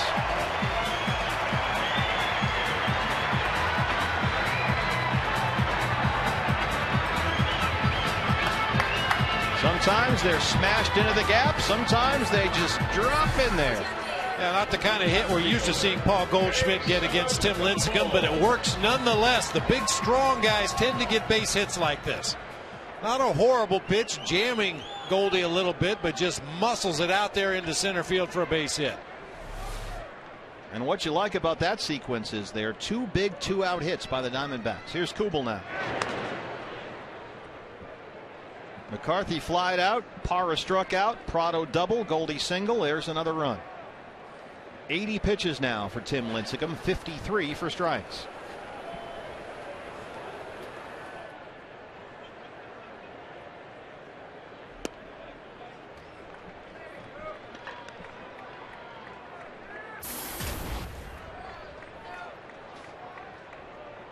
Kubel flied out in the first, struck out in the third.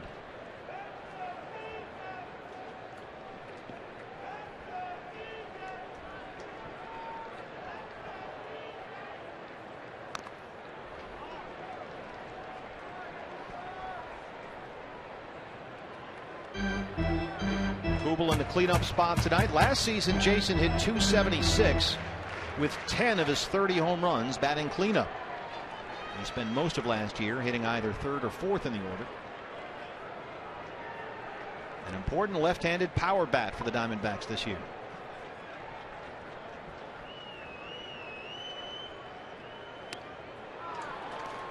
One and two. Boy, Lincecum, he's just a little puzzled out there himself on the mound. He has missed his spot all night long. Look where Posey sets up and look where the pitch ends up. Wow. Now he got a good result there, a swing and a miss, but you could clearly see after the pitch he was just staring out into center field, wondering where his command went.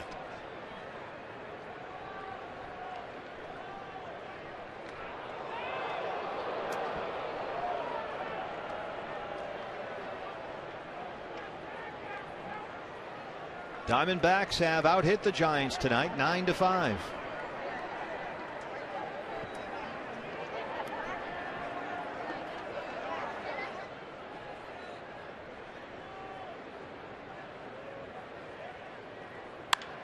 Center field, base hit. Jason Kubel, 3 straight 2-out hits. Goldie stops at second.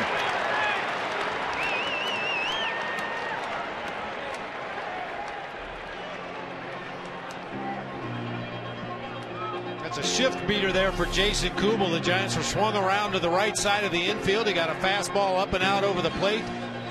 You see where Brandon Crawford, the shortstop, was playing right up the middle of the field. Had he been in a normal defensive position, might have had a chance to catch that line drive. As it is, another 2-out base hit, putting another runner in scoring position. And they want to be careful here, Dave Righetti. A.J. Pollock is 2 for 2 so far. He has scored twice, a couple of singles against Lincecum.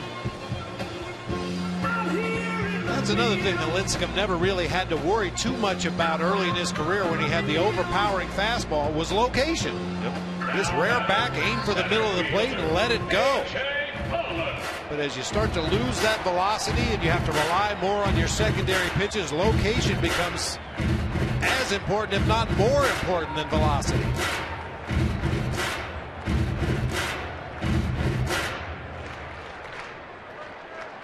Most of his fastballs have been sitting right at 90 miles per hour, sometimes a tick above, sometimes a tick below. Certainly not the fastball we're used to seeing from Tim Lincecum. There's the strike, 0-1. A.J. Pollock 2 for 2. Batting 5th in the order tonight for the first time in his career, and so far so good. He has 6 for his last 29.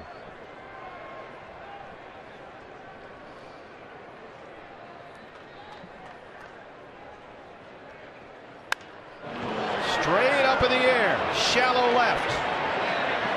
Crawford. But the Diamondbacks string together 3 2-out hits. They get another run across. It's 5-3 after 5.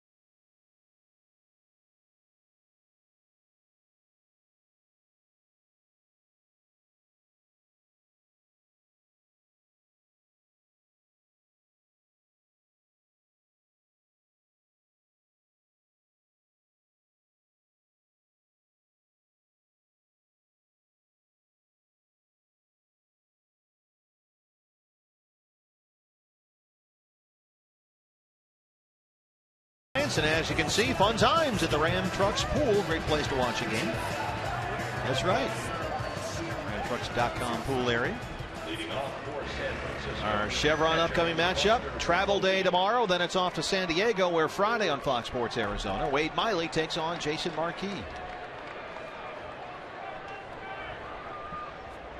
Pregame at 6:45. Wade Miley on the mound. 69 pitches for Brandon McCarthy so far, 48 for strikes. He'll face Buster Posey, Hunter Pence, and Nick Noonan here in the 6th. First pitch swinging, fouled out of play. Diamondbacks have out-hit the Giants 10-5 so far. However, all 5 San Francisco hits are for extra bases. 3 doubles, a triple, and a home run. The homer by Angel Pagan to lead off the game. Posey 0 for 2. He's twice grounded out to short.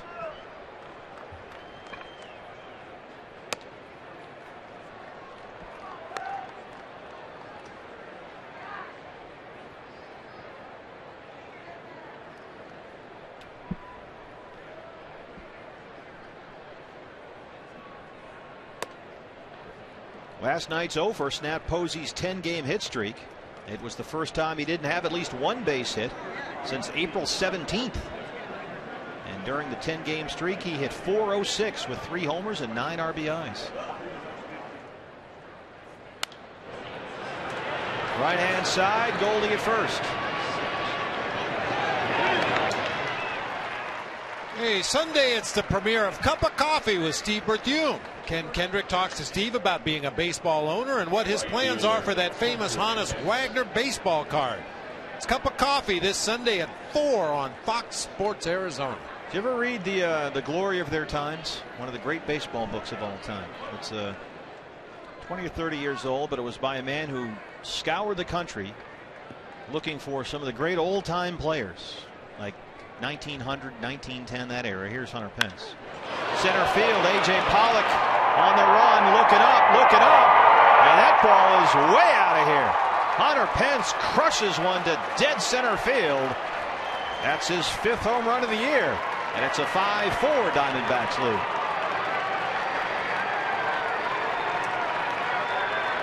Well, as we said, Bob, he is country strong, and this one was mashed.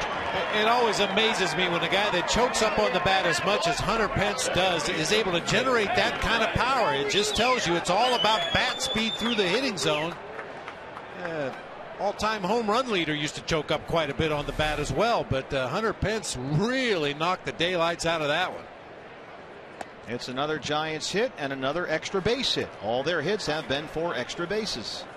2 of them home runs. Pagan and now Pence. Nick Noonan in there now.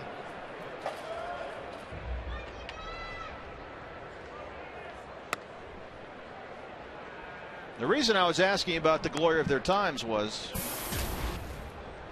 as all these great players from that era were interviewed and spoke about what they'd seen during their playing days and whatnot, they all, to a man, said that Honus Wagner was the best player they'd ever seen. Was that right? Nick Noonan base hit. Better than Ty Cobb.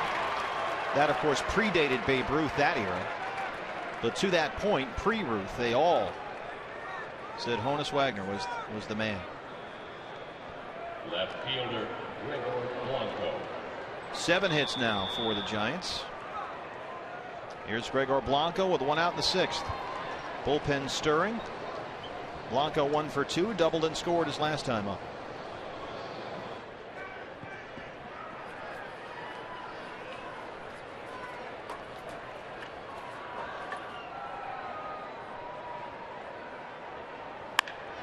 Hard to right, and it gets down for another base hit. Noonan will stop at second. 3 straight hits off Brandon McCarthy here in the 6th. And they have all been lasers, barreled up. Charles Nagy. Charlie slow walking out there to the mound to give that Diamondbacks bullpen a chance to crank it up quickly. We've talked about the big innings that have haunted not only Brandon McCarthy, but the Diamondbacks' entire starting rotation this year. Matt Reynolds, the lefty, getting ready in a hurry down there in the left field corner. Brandon McCarthy went through the first 4 innings, giving up only 2 hits, one of which was the leadoff home run by Pagan. In fact, after 4, Brandon had retired 9 of 10, with the 1 being an intentional walk. But since then, the Giants have clobbered him. Blanco doubled back in the 5th. Pagan doubled. Crawford tripled here in the 6th. Pence long home run. And Noonan and Blanco hard hit singles. So both bullpens are stirring here in a 5-4 game. 1 out in the 6th, and here's Brandon Belt.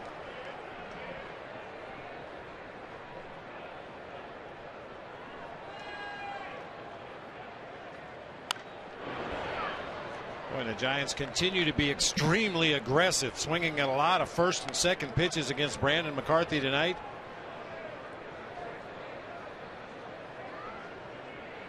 With runners in scoring position this season, including tonight, opposing batters are 16 for 45 against Brandon McCarthy.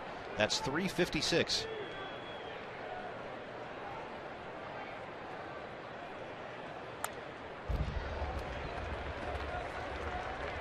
Tim Lincecum's night appears over. Hector Sanchez has a bat. He's in the on-deck circle. Saw the Giants bullpen was busy.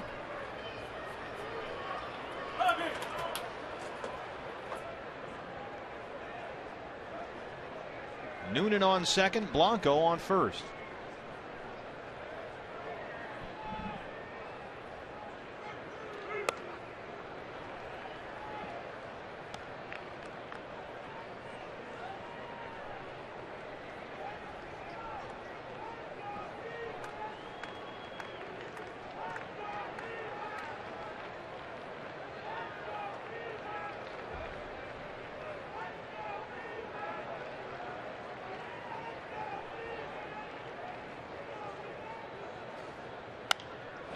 Out of play.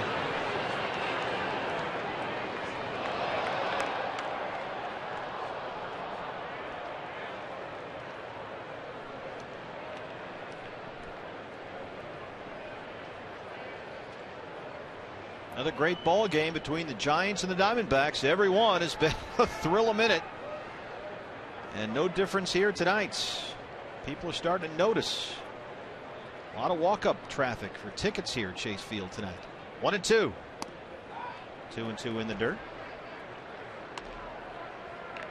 Sold about 2,500 seats just before the start of the game. Well, where would you rather be? Beautiful night like this. Two exciting baseball teams doing battle. It figures to be this way all season long. It's going to be a great ride here in the NL West. Diamondbacks, Giants, Dodgers. Get our first look at the Friars starting this weekend. They move their fences way in, especially in right field, so Petco Park has something of a different configuration this season. Trying to make it a little more hitter friendly. Ryan Klesko is probably thinking about coming out of retirement. I still remember the replays of him up the line after a sure home run died 10 feet in front of the track and the look on his face. Struck him out. Fifth strikeout of the ball game for Brandon McCarthy. 2 down here in the 6th.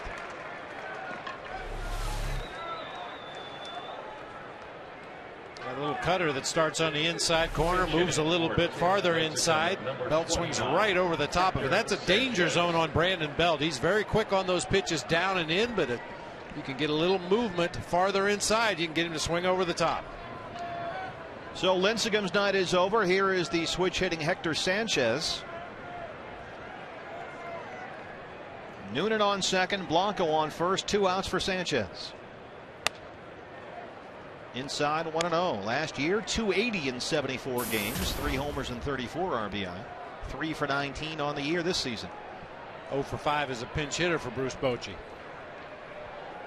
This is a guy that doesn't take walks. He's up there to swing. Last year, 5 walks in 227 plate appearances. Wow.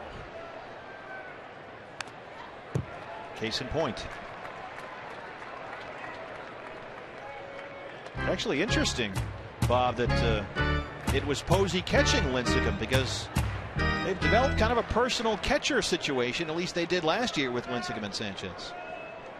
Oftentimes last year it was Sanchez who was back there and not Buster Posey. But that appears to have been worked out. Sanchez also usually back there when Barry Zito pitches.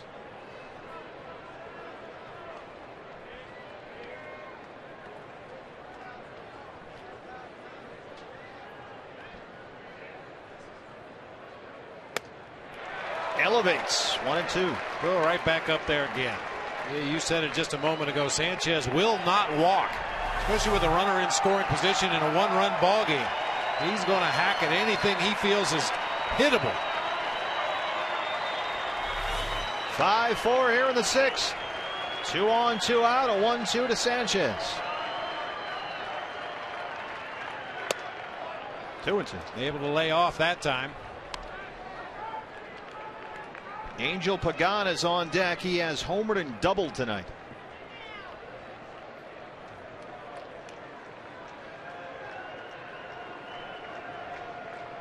Brandon McCarthy trying to avoid a big inning here. 1 run in on the Pence home run. Left side. Chavez giving chase. Runs out of room. This wasn't hit high enough in the air for any Diamondback defender to get underneath that little pop-up. Right in on the knuckles of Sanchez, just fisted it foul down that third base line.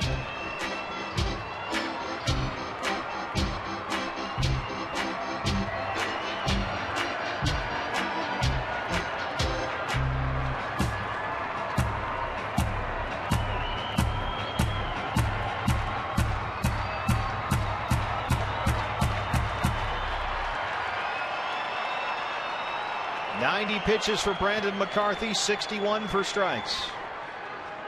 He needs one more here. Got him! Ring him up, sit him down. We'll go to the bottom of the 6th. CenturyLink, your link to what's next. Cliff Pennington coming up. He's already homered tonight. Diamondbacks lead it.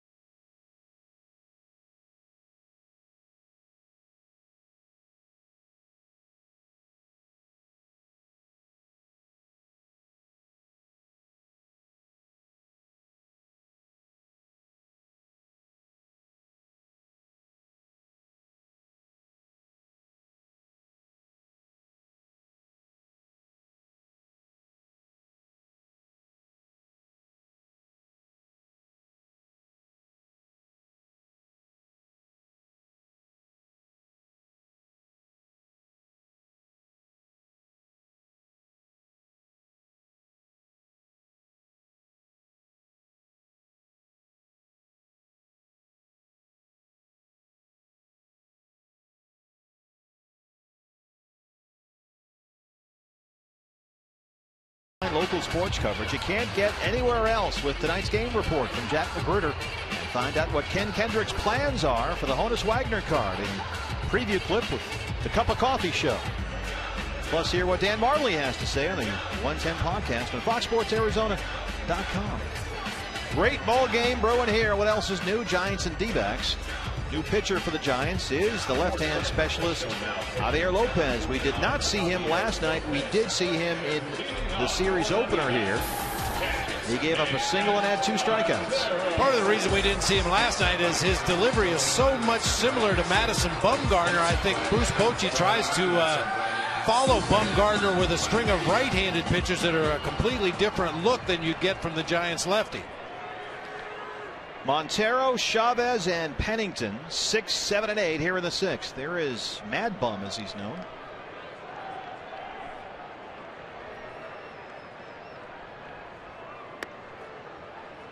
Miguel Montero has struck out and grounded out. He's 0 for 2.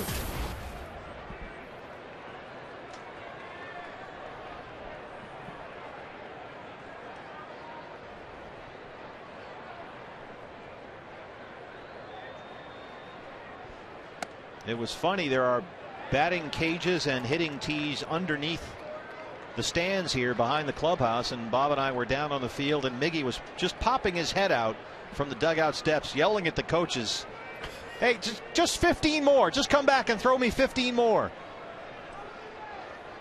They had to run in and throw him 15 more. Shortstop Crawford.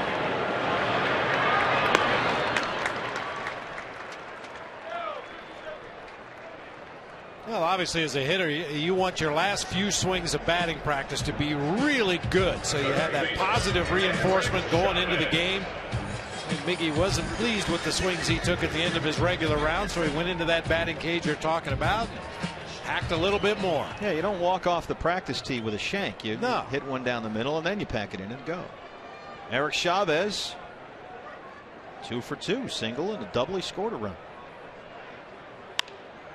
3 for 3.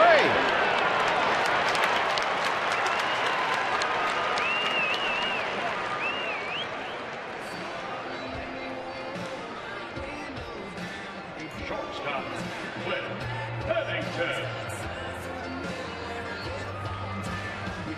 Our APS Energy All-Stars tonight, the 7 and 8 hitters, Eric Chavez and Cliff Pennington. Now this is production, Bob, from the bottom of the lineup. Boy, you love that. You don't expect it, but when you get that production from the bottom of the lineup, it rolls around to the guys at the top that you expect to do damage. That's when you can put some serious runs on the board.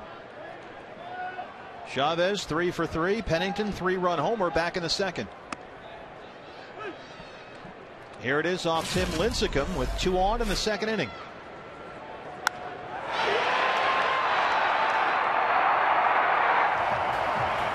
Cliff Pennington's first Diamondbacks home run. As we've mentioned, the bat is really coming around. He was 1 for 3 with a single last night, 1 for 2 so far with a home run.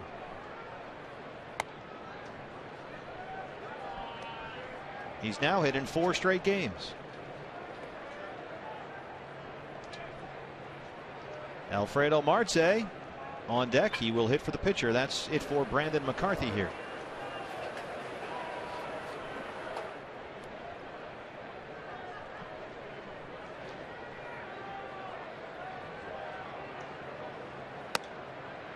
2-1.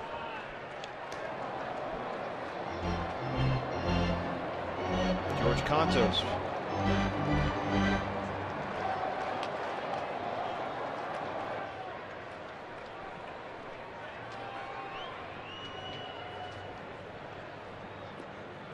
This has traditionally been a really good hit and run count. 2-1. A lot of managers like this count to play a little hit and run, and with the pinch hitter Marte in the on deck circle rather than the pitcher McCarthy, thought maybe Gibby might push some buttons.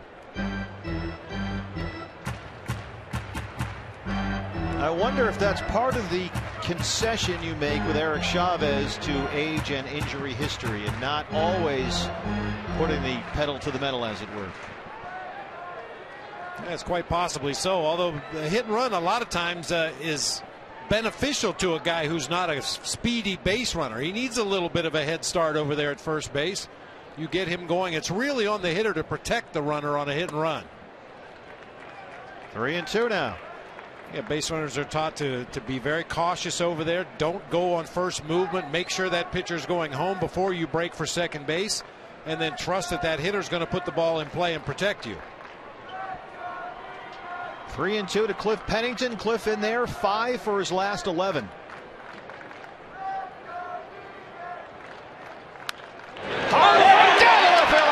Fair ball. It gets into the corner. Here comes Eric Chavez. Matt Williams waving him in. Here comes Chavez. Here's the throw. Safe. Cliff Pennington, have yourself a night. RBI double, 6-4 Diamondbacks.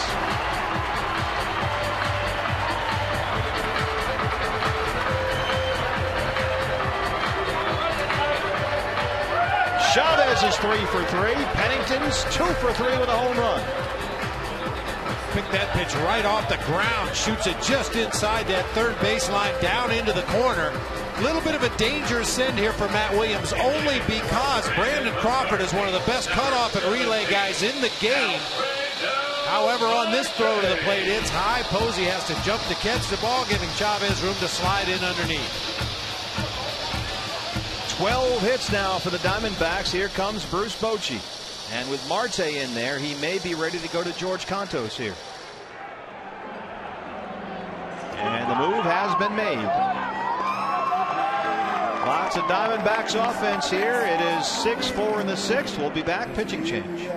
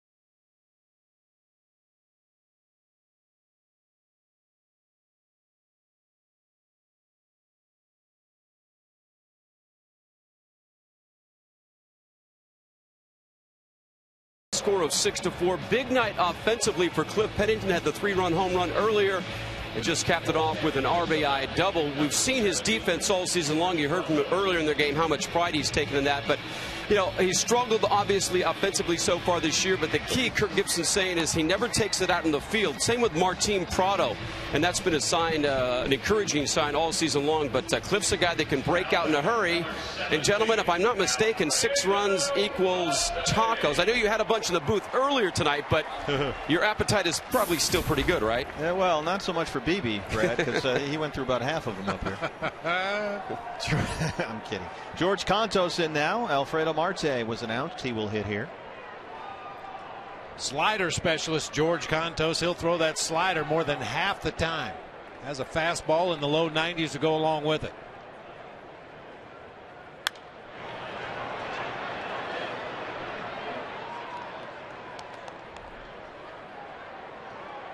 It's a taco night. Yes, it is. Big Taco Bell. Anytime the D-backs score 6 or more with the purchase of a large drink the next day between 4 and 6, you get 3 free tacos at participating locations.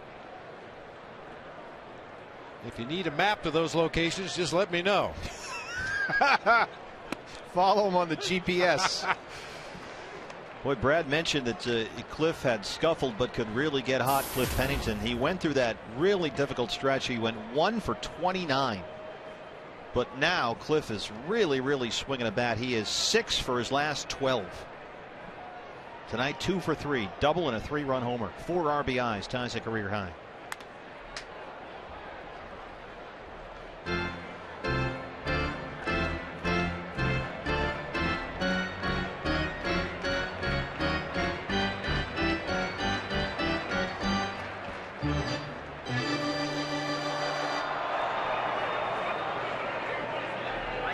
Took home a couple of bags of that last night. Yes, I did. Cactus corn, that's good stuff.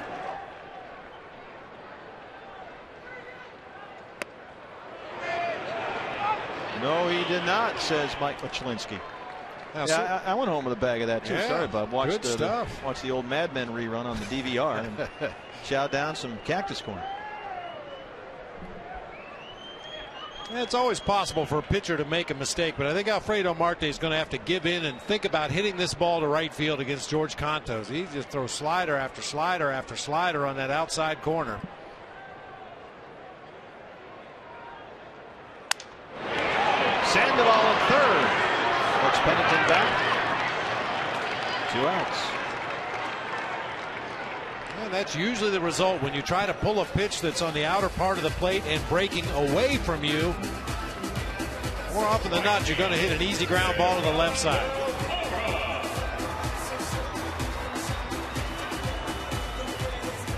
So 2 outs now. Here is Gerardo Parra. Parra 1 for 3, singled in the first. He has struck out twice, struck out in the second and fifth.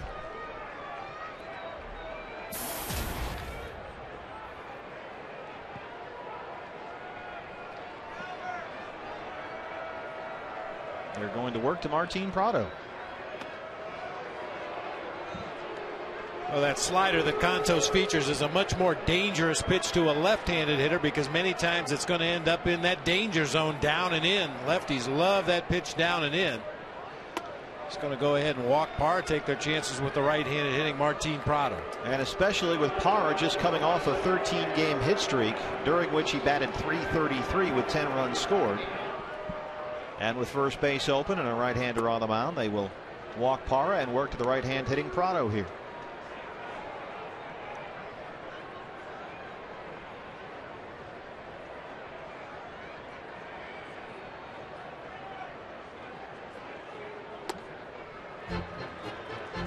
So 2 outs, 2 on for the Diamondbacks. There is Martin Prado. Now batting, second base. Prado having a good night. He is 2 for 3, singled in the first, doubled and scored in the fifth. And look at this, the Diamondbacks with runners in scoring position. In the previous 5 games, it had been rough going. Tonight, 4 for 9.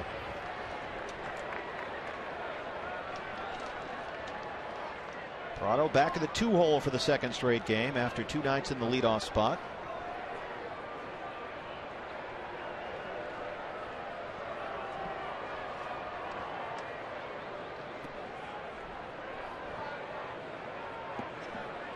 Contos came in having retired 27 of the last 32 batters he'd faced.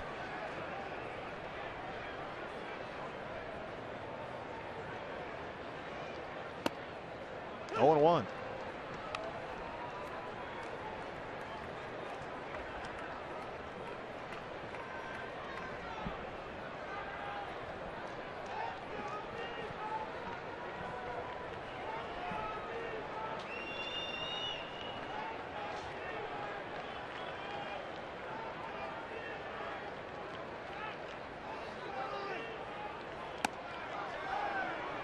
Crawford was sneaking in there behind Pennington at second.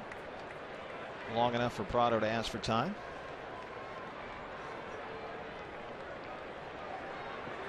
You got it, Prado.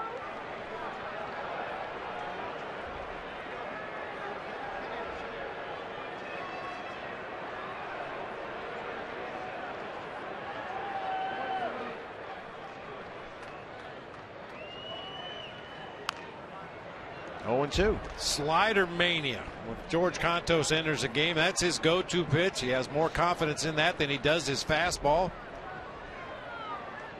One after another after another.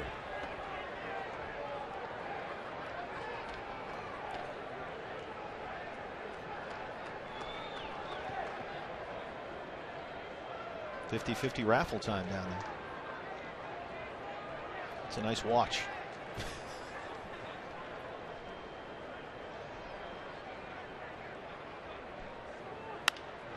Right field, Pence.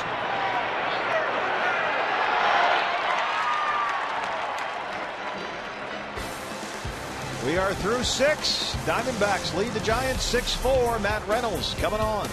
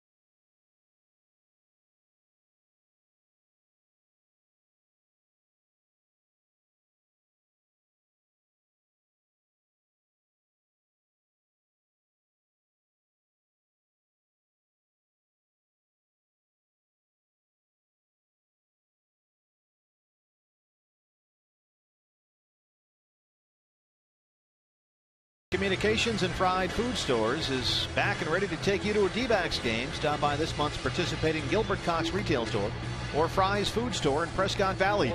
And you can enter to win 2 seats on the Fan Express bus. You'll receive round-trip transportation to the D-backs game on May 25th or the 26th. Hurry up, though. It ends May 13th. Your last chance to sign up.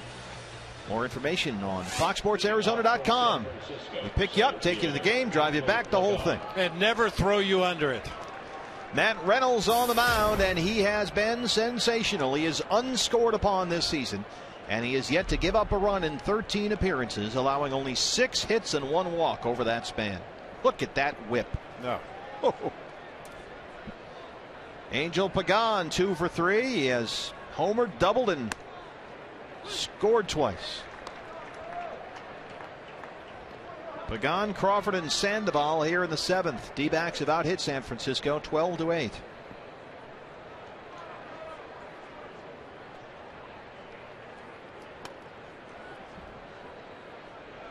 Matt Reynolds and the Cubs' James Russell are the only two relievers in baseball with at least 10 appearances and no runs allowed.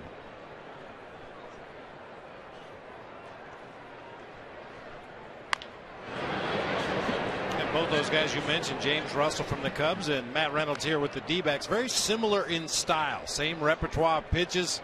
Both strike throwers, like to get ahead in the count, then try to expand the zone a little bit.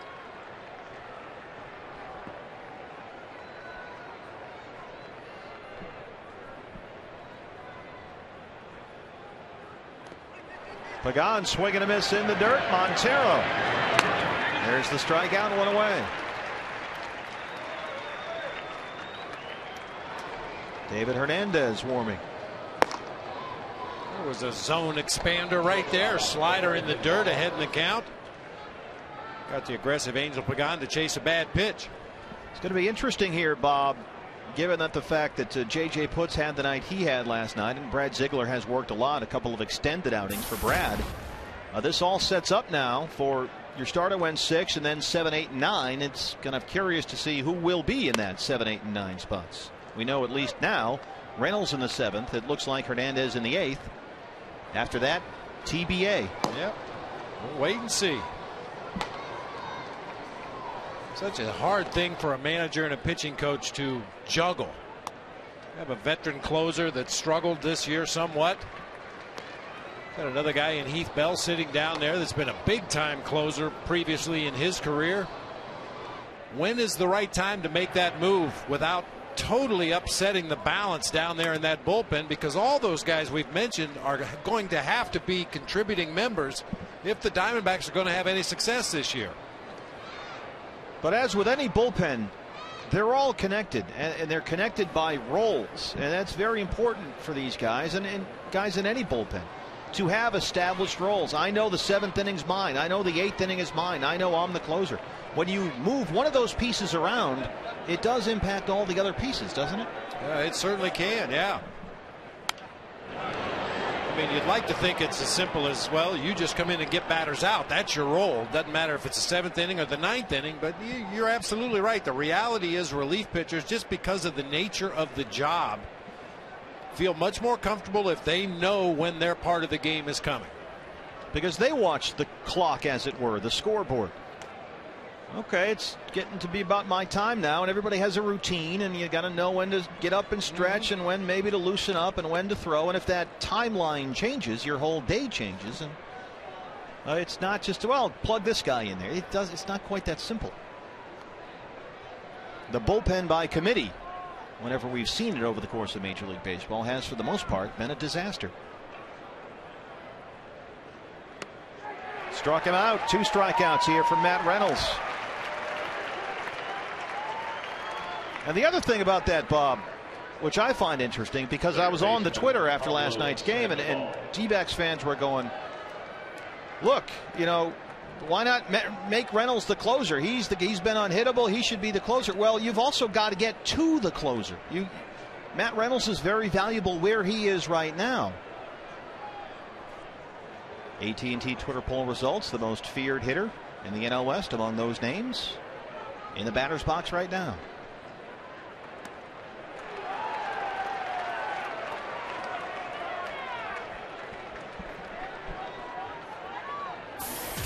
Sandoval's 0 for 3, struck out back in the first.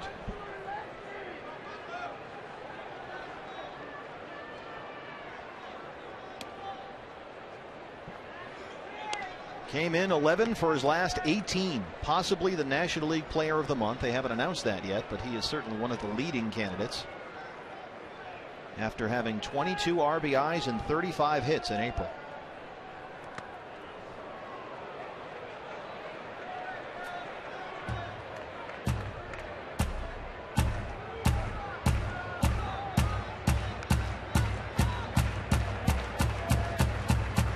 Like that ball hit the dirt and missed Miguel Montero and caught CB Buckner behind the plate. That slider down and in, jumps over the glove, catches the home plate umpire on the left shoulder. Ooh, actually on the left bicep. Unpadded areas, it always happens. 2-2. Sandoval 2 for 4 last night, including the big 2-run homer in the ninth.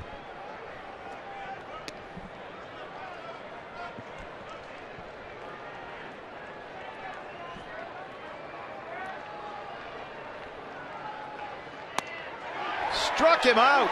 Matt Reynolds strikes out the side. 1, 2, 3 in order in the 7th. Get up and stretch. Home half coming up. 6-4 Diamondbacks.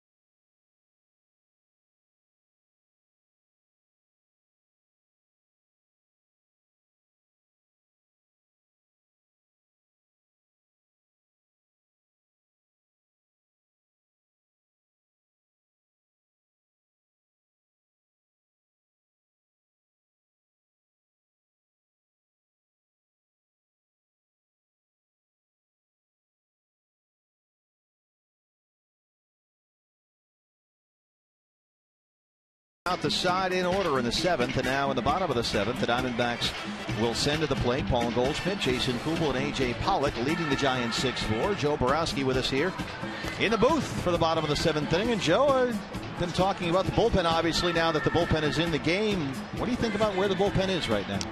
I think they've been worked a lot so far this year, and we heard it earlier, and JJ was reiterating it, and you never want to use it as an excuse, but not only is it the amount of games that you're in, but how many times do you warm up in the pen that you never get in a game? It's hard to manage because situations call for you to get hot down there, and something might happen that you don't get in. So they've been used a lot this year, and I think that's going to be the trick for Gibby going as long as the season continues, is trying to manage those guys and maybe putting them, maybe going down and saying, listen, you're off tonight no matter what. Paul Goldschmidt 1 for 3, singled his last time up, so the Goldschmidt-Lincecum matchup was 1 for 3 for Goldie. Hit into a double play, struck out looking, and had an RBI single.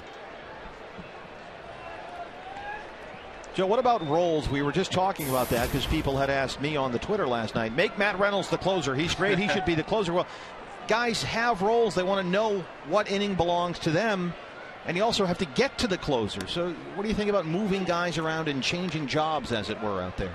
I heard Bob saying earlier, you know, it's easy just to say your job is to go out there and get outs.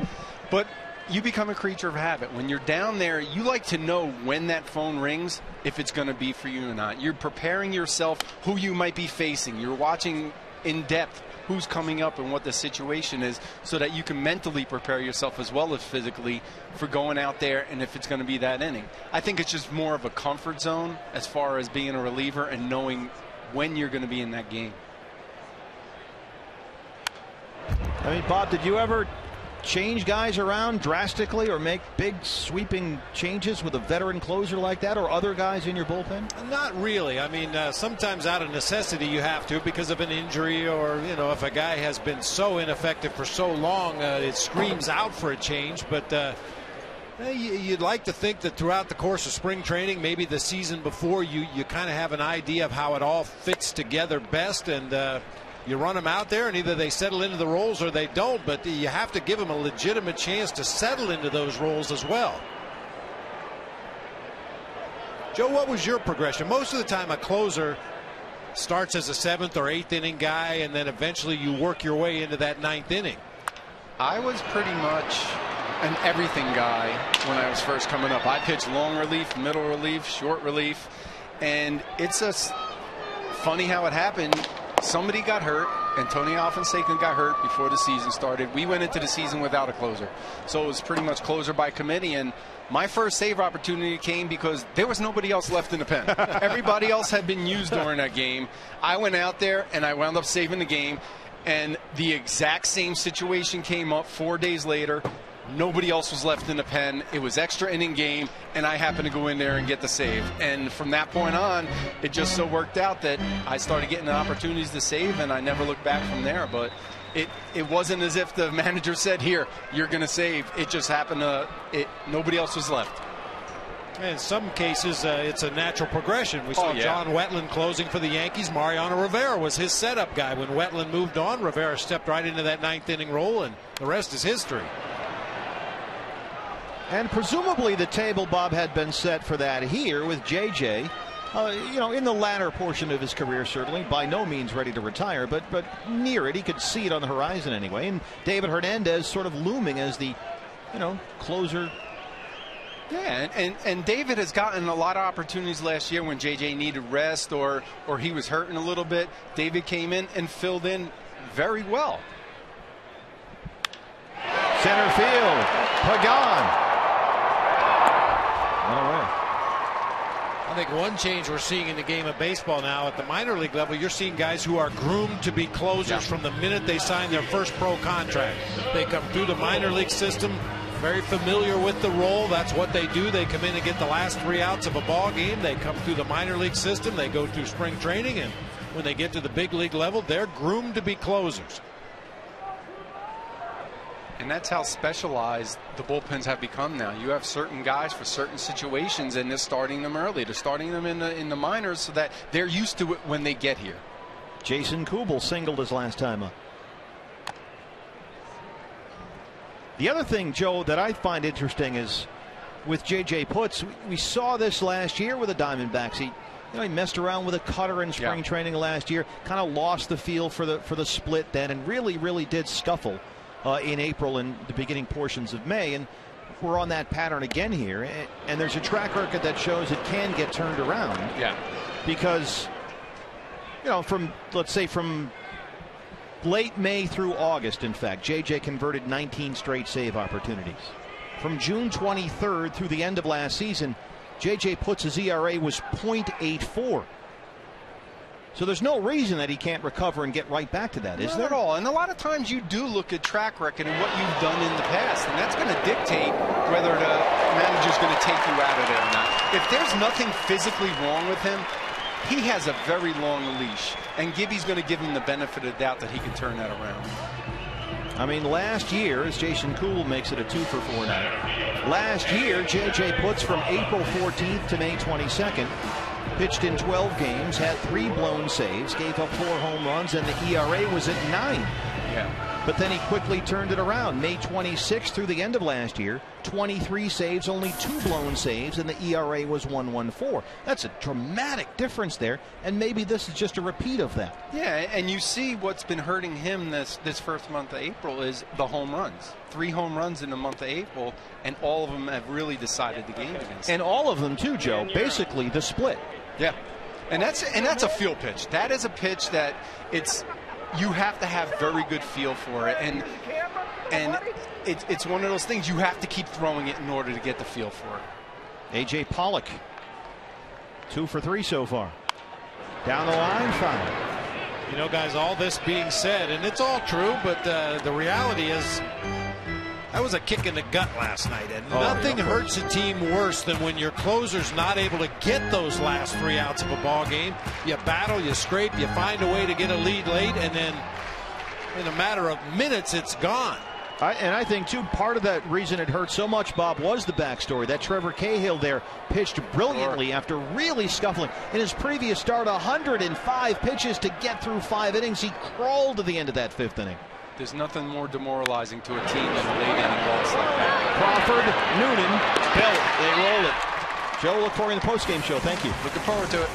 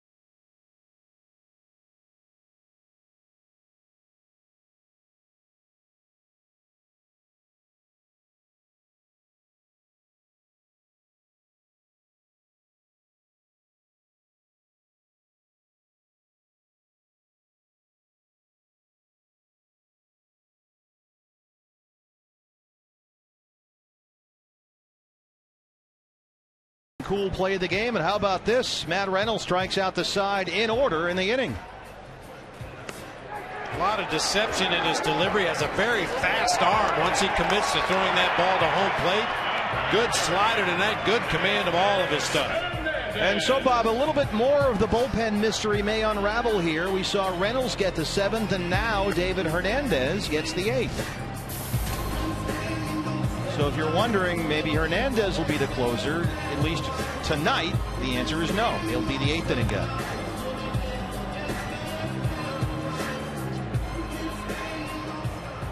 And none of this is written in stone by any stretch. You just presume that JJ has the night off regardless tonight.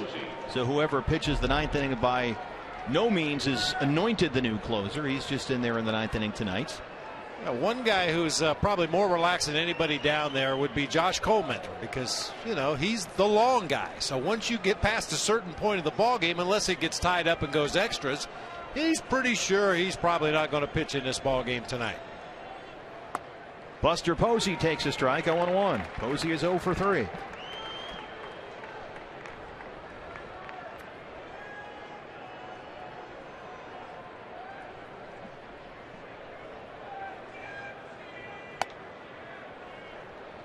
David Hernandez has allowed earned runs in 3 of his last 6 appearances, a total of 4 earned on 9 hits in 6 2/3, including 3 home runs allowed. And much like JJ puts, it's been the one big hanging pitch for David Hernandez. That's been the issue.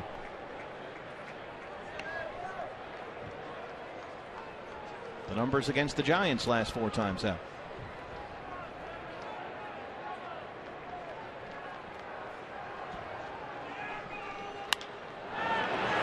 High in the air to right field. Parra coming in. Pennington calling for it. Prado, pardon me. And there's Martine, 1 away.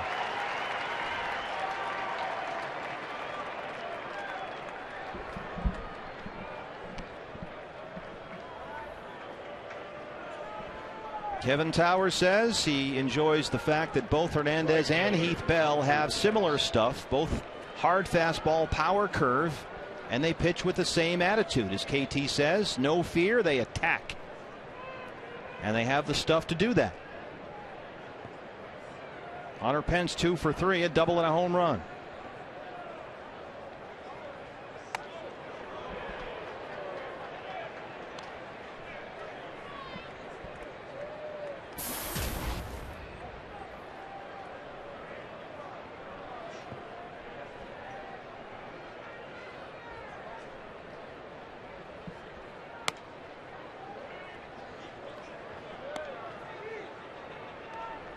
Last season, David Hernandez, a career 98 strikeouts. Only 3 National League relievers had more.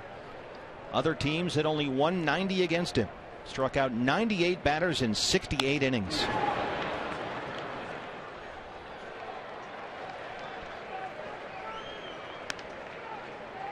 His strikeout totals have gone up every season he's been in the big leagues.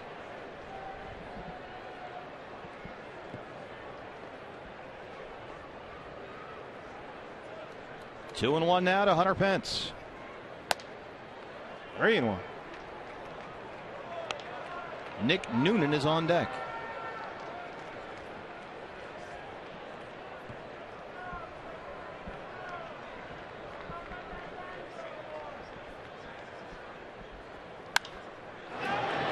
Right field. Parr's going to have to run a long way here.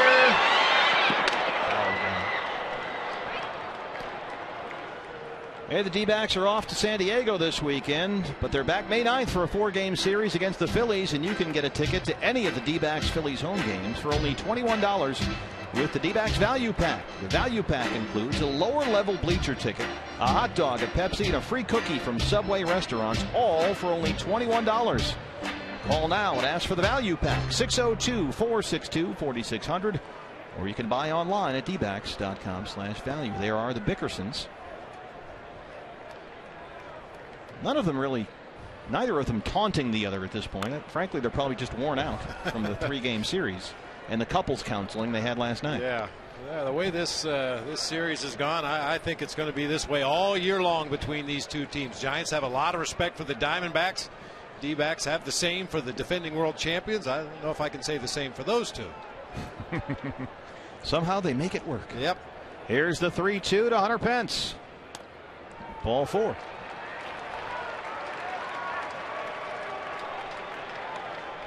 Tying run will come to the plate against David Hernandez here with 1 out in the 8th. Second baseman Nick Noonan. Nick Noonan is 1 for 3, singled his last time up. In there for Marco Scutaro tonight. Scutaro getting the day off. They have an off day tomorrow, so a chance to give the 37-year-old 2 off days in a row. Noonan plugged in at second base tonight. 1-0. 12 pitches so far for David Hernandez, only 5 for strikes.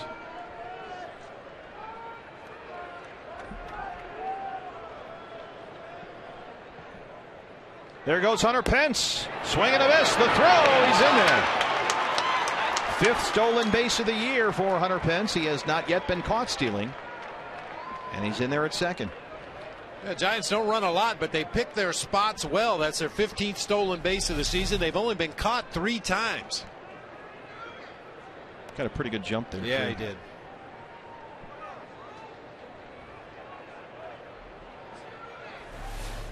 Well, we know one thing. There's no sock mystery with Hunter Pence. That's true.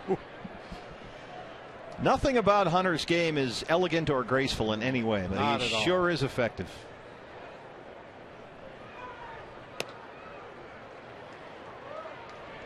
I said this before. I actually told this to Hunter Pence one time. If this were a Western movie instead of a baseball game, the sheriff would be putting together a posse to look for the rustlers that stole his calves. He thought that was pretty good.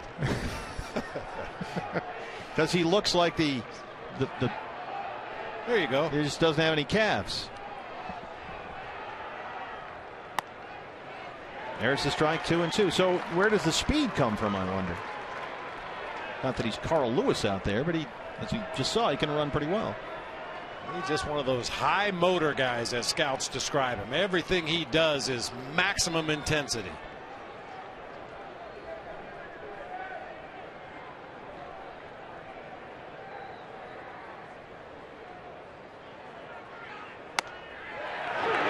Struck him out. 2 down.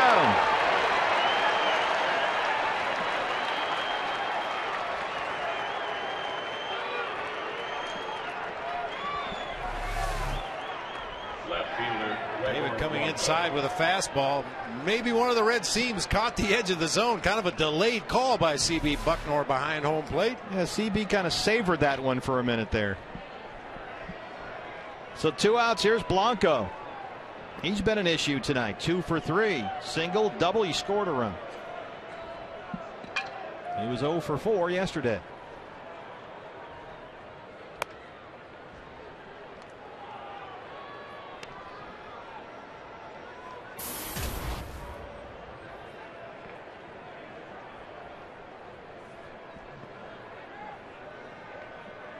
9 balls and 8 strikes so far from David Hernandez.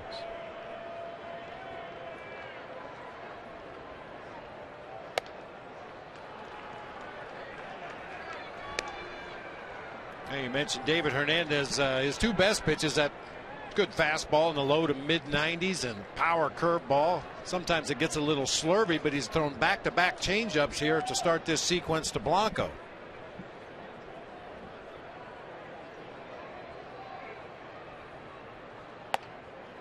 Three and 0.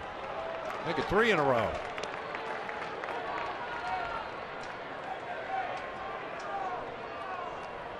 Brandon Belt is on deck. You'd prefer that he not hit with runners on base because we've seen that movie already.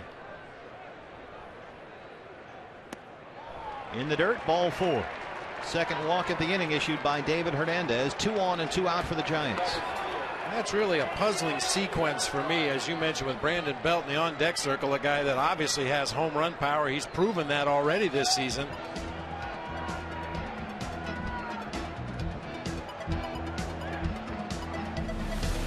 Go to your 3rd best pitch to fall behind in the count and then try to come in with that 3-0 fastball. He missed way low with that pitch. Didn't really have a problem with the 3-0 fastball. It was the first 3 changeups to Blanco that were kind of puzzling. He's thrown 20 pitches, only 8 for strikes. Brandon Belt was intentionally walked back in the second. He's also popped up and struck out. He was 0 for 3 last night here. He's hit in 6 of his last 8. He is 9 for his last 27. A couple of home runs.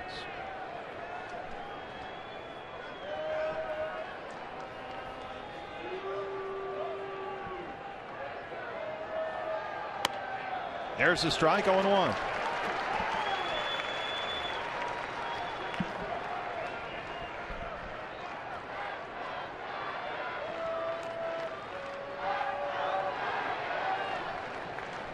Tony Sipp will warm up.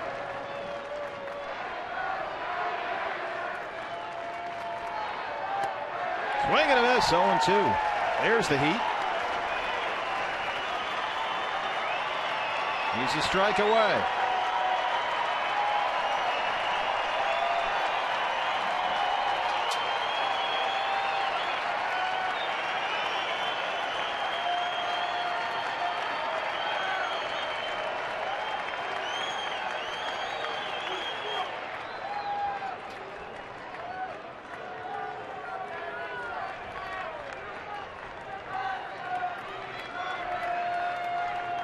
Andres Torres is on the on-deck circle. Pitcher spot is up next.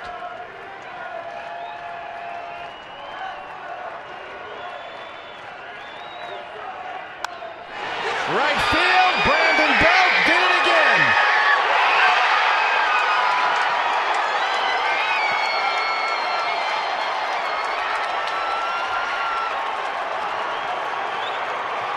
"7-6 Giants."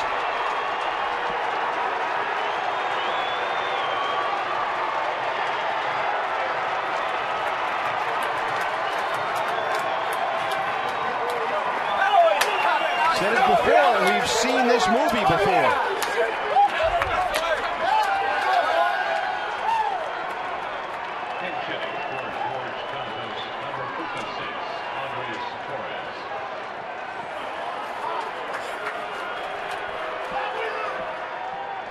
Andres Torres now.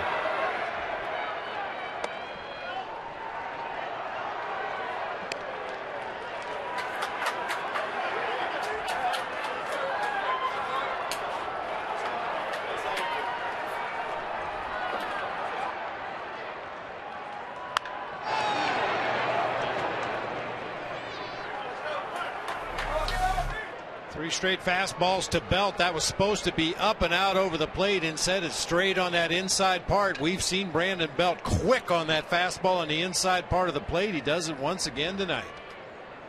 Well, I go back to the at-bat before. Gregor Blanco throwing in 3 straight changeups to fall behind 3-0 and then walking him on a fastball for ball 4. You got to attack Gregor Blanco when Brandon Belt's the guy standing in the on-deck circle. Especially when you've got a guy out there that throws at 95 miles an hour.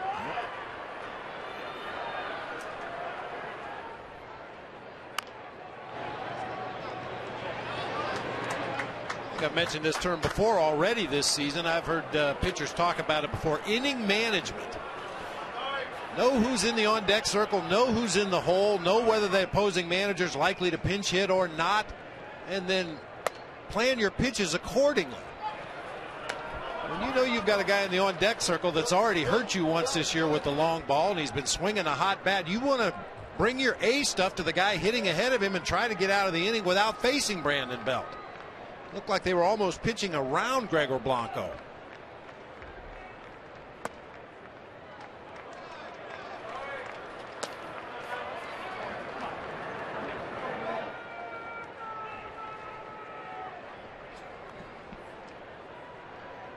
Three and two to Torres. Pagan is on deck.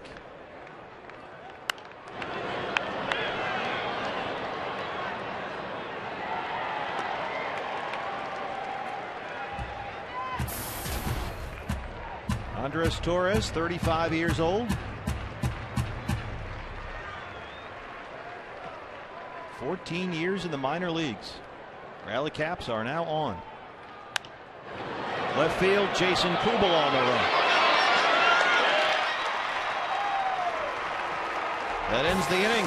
Diamondbacks need some late magic here. CenturyLink, your link to what's next. Cliff Pennington having a big night offensively for the Diamondbacks. We'll see Chavez and Pennington when we come back.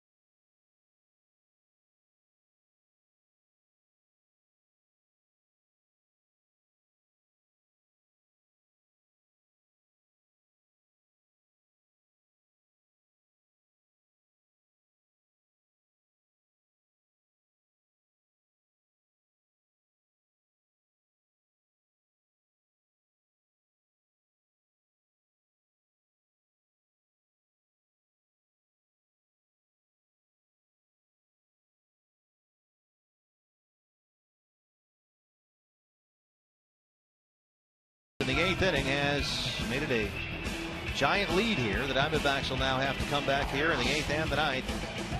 Brandon Belt is taking care of business. The Amazing Rewards credit card from NBAZ. You can learn more at nbarizona.com. And this is what he has done to the Diamondbacks this year. This is one just so we're not even. It's May 1st for crying out loud. Brandon Belt, a guy that's hitting eighth in this Giants lineup because of his struggles against everybody other than the Diamondbacks. Belt's home run was the only Giant hit of the inning. Hernandez issued 2 walks. They both scored on the Belt homer. Giants get 3 in the eighth, and now they lead it 7-6. Montero, Chavez, Pennington, 6, 7, and 8 here in the Arizona eighth against Gene Machi, who was the winner here, his first ever Major League win in the series opener.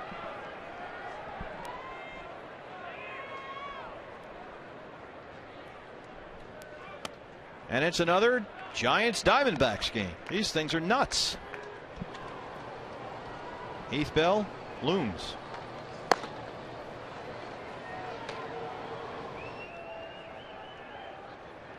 Miguel Montero 0 for 3, struck out back in the second.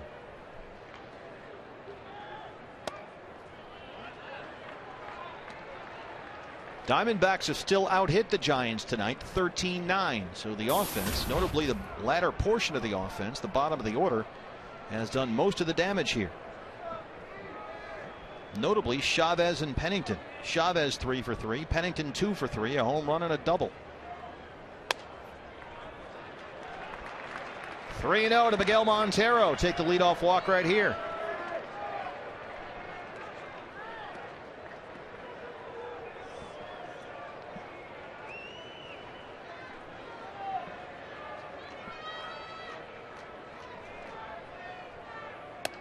Ball 4. Leadoff man on for the Diamondbacks in the bottom of the 8th.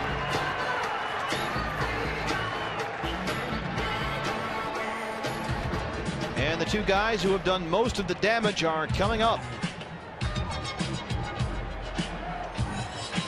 Bob, it's like a jungle sometimes.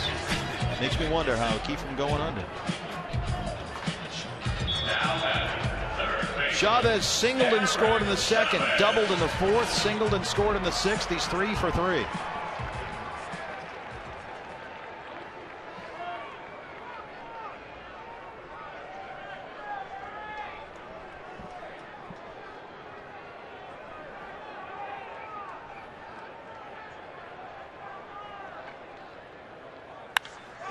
First pitch swinging. Blanco and left.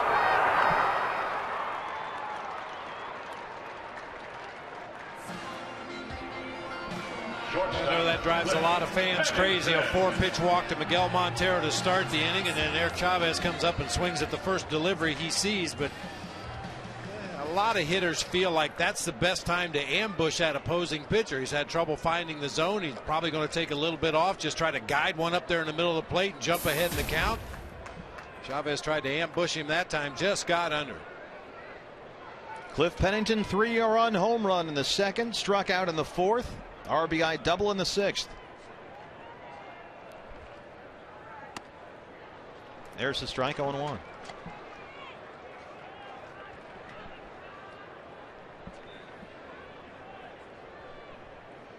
As he steps in here, Cliff Pennington is 6 for his last 12. He's hit in 4 straight games.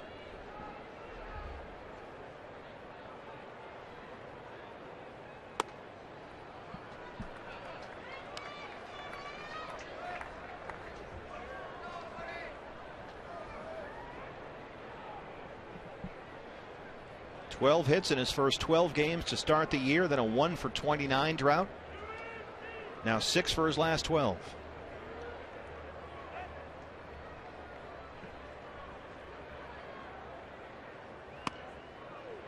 One and 2.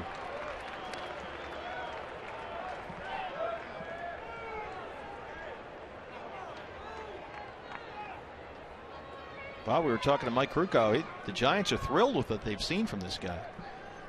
He's basically a 2-pitch guy, a fastball and a splitter. Will throw an occasional slider to a right-handed hitter, but keeps the ball on the ground. Usually keeps the ball off the barrel of the bat.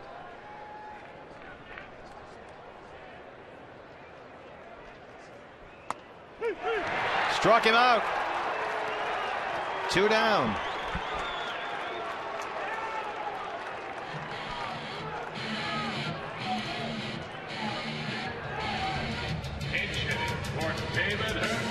MLB.com at bat is the #1 source for live baseball everywhere you go. Available for iPhone, iPad, Android, BlackBerry 10. At bat delivers D-backs baseball with live audio, pitch tracking, stats, news, highlights, and more.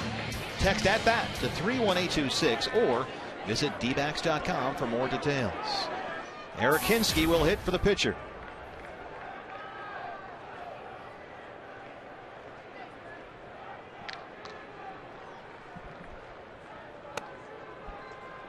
One and 0.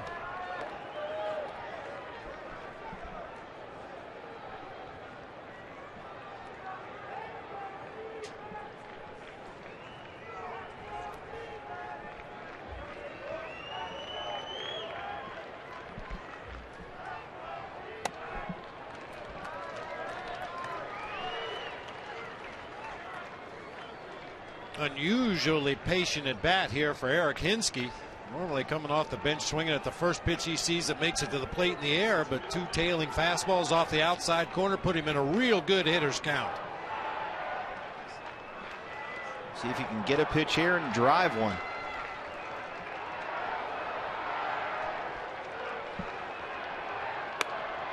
3-0. Gerardo Parra, the on-deck man.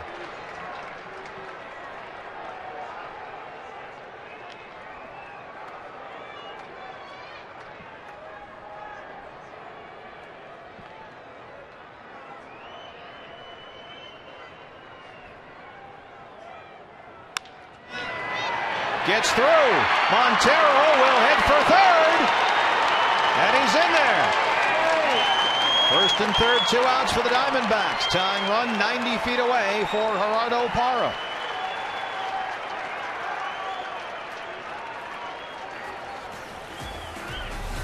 We know Gibby loves to give that green light 3-0. Unfortunately, Hinske doesn't really get a pitch he can do much with, but drives it back up the middle of the field, just past the mound, just past Nick Noonan at second base, putting D-backs on the corners with 2 outs. Bruce Bochy will make a pitching change here.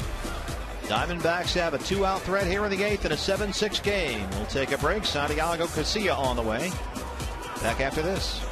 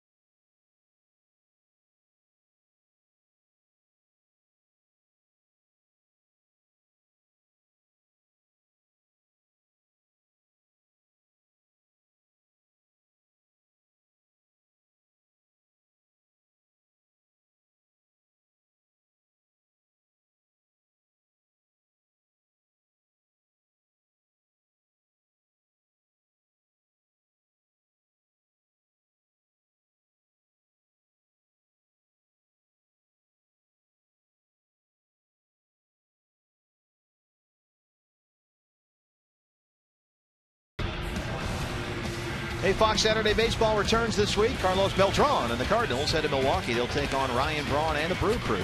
Fox Saturday Baseball returns this week, 12:30 Pacific time. Good NL Central matchup right there.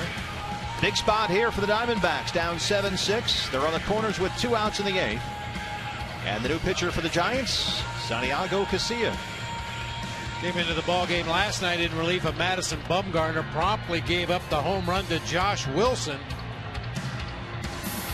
Did get a couple outs and then walked A.J. Pollock. Was then taken out of the ballgame in favor of Sandy Rosario.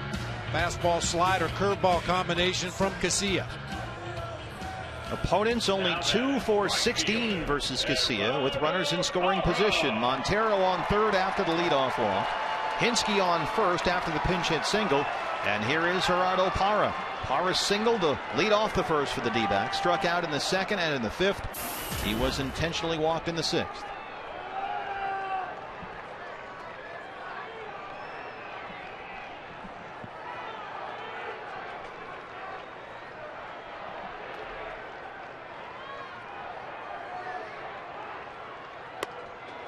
Want to know.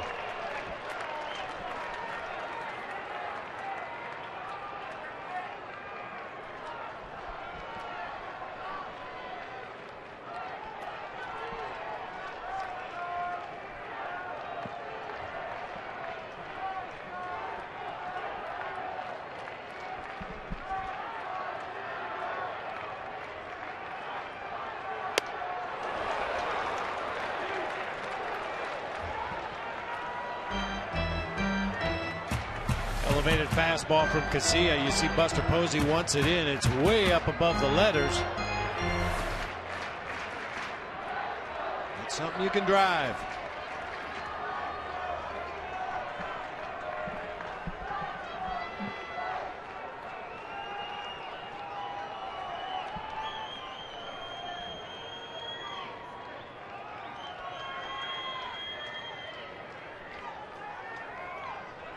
Santiago Casilla, 15 appearances before tonight, tied with Sergio Romo for the most on the Giants. In there for the 16th time this year. Here's the 1-1. There's a strike, 1-2.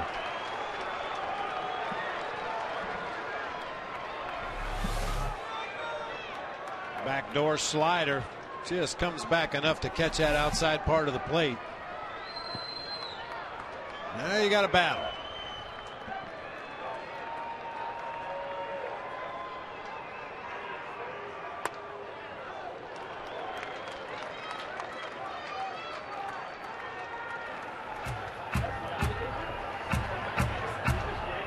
Diamondbacks have out hit the Giants 14-9.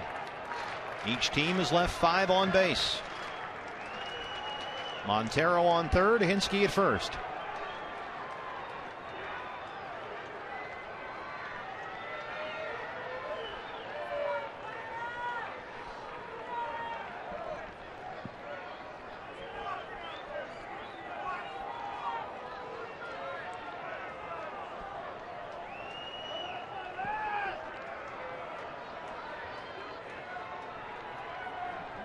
It's like a curveball coming from Casilla right here.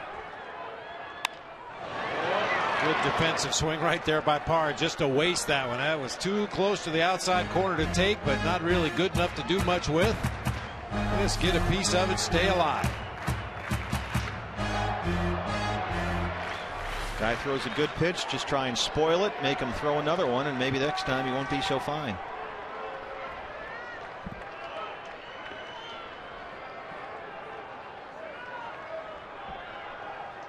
Back to the slider.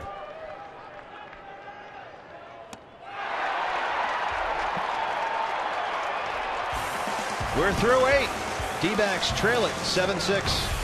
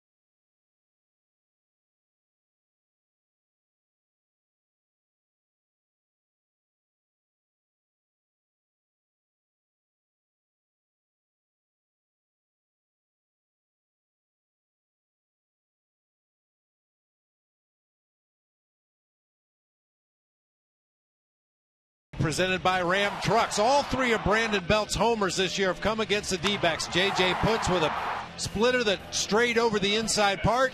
Ian Kennedy was supposed to throw away. That pitch ends up on the inside part of the plate. And then tonight against David Hernandez, they wanted to go up. All 3 pitches in nearly the same location. Different pitchers, different pitches, but Brandon Belt can handle that middle of the plate in as good as anybody. All 3 of his bombs this year coming against the D-backs pitching staff. The 9th inning and the Heath Bell experience. He'll work to Angel Pagan, Brandon Crawford, and Pablo Sandoval. Heath Bell has been very good lately. He has struck out 14 batters in his last 9 games. Bell has given up only 1 earned run in his last 8 appearances. He's thrown 7 2/3 innings over that span, no walks, and 12 strikeouts. Pagan, Crawford, and Sandoval here in the San Francisco 9th. Angel Pagan is 2 for 4. He led off the game with a solo shot off Brandon McCarthy.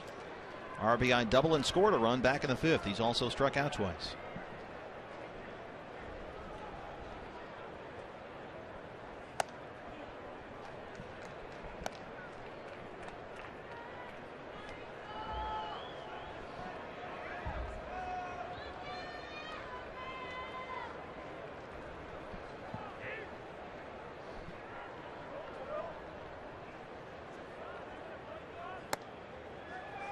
1-1.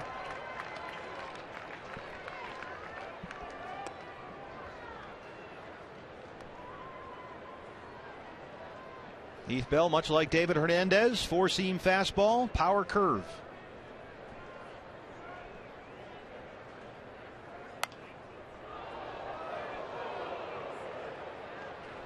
And Heath will work that four-seam fastball across the top of the zone a lot of times. Doesn't have a lot of movement, not a lot of tail or sink or anything. It's pretty straight, but loves to work it across the top of the zone.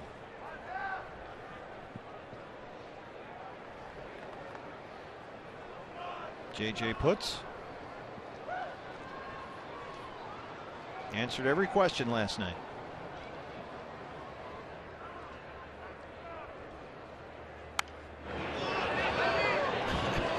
That's similar to what Gerardo Parra did with the Santiago Casilla curveball in a 2-strike count. Can't do much with it, just try to get a piece of it, foul it off.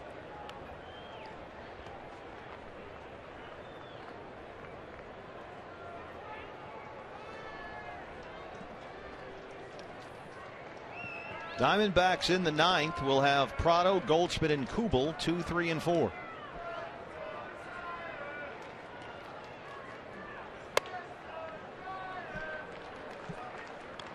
Giants bullpen for the moment is quiet.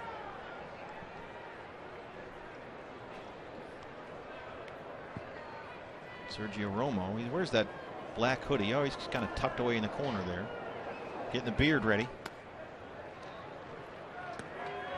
Yeah, he'll kind of get loose along with the inning. After there's one out, he'll really start throwing in earnest. He probably has played a little bit of catch up to this point just to kind of get the blood flowing a little bit.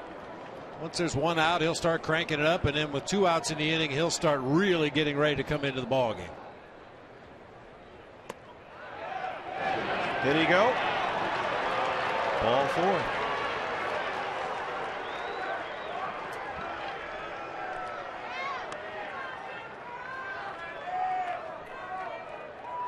Shortstop, Brandon Crawford. Leadoff walk for the Giants here in the 9th, and here is Brandon Crawford. Yeah, we showed you this graphic in the open of the show tonight. The Diamondbacks bullpen, the good and the bad. The ERA is outstanding. The opponent's batting average outstanding, but another home run surrendered late tonight. Just crushing homers. And really, because of that home runs allowed stat, which of course is connected to the blown saves, you're talking about a matter of, as we showed with the Brandon Belt montage, you're really talking about a matter of 5, 6, 7 pitches over the course of a month here that have just been either wrong pitch decision or bad location.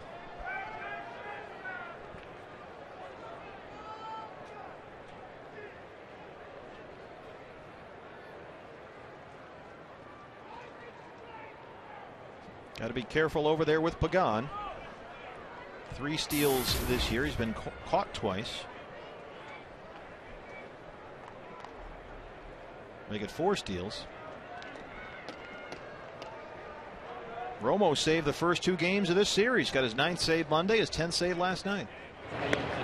Little flinch that time from Pagan over there at first base. The head and shoulders ever so slightly leaning towards second base as Heath Bell whipped that pickoff throw over to first base. These are the kind of things you watch for from the bench to maybe give you a tip off as to whether a guy's going to run or not. He was 29 of 36 on stolen base attempts last year.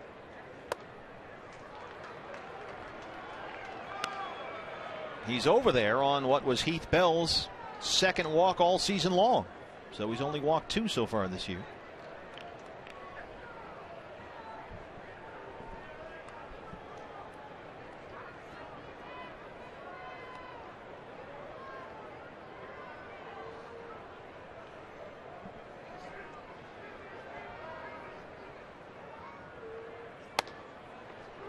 One to one.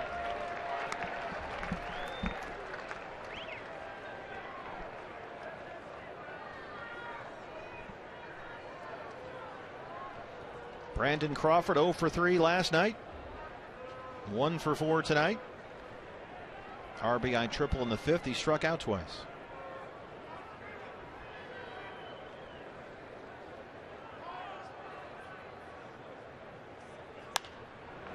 1-2. Heath Bell doing a nice job of changing his rhythm to home plate. He held the ball one time. He's thrown a couple of pickoff throws over to first base. That time a quick pitch to home plate, making it tough for Pagan to get a jump over there at first.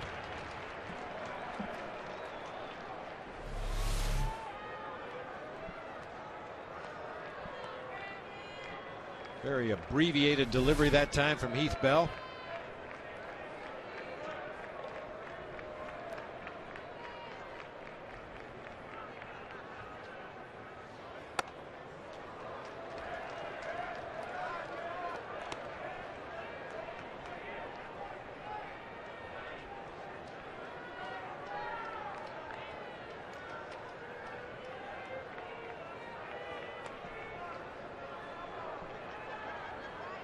Crawford 7 for his last 42.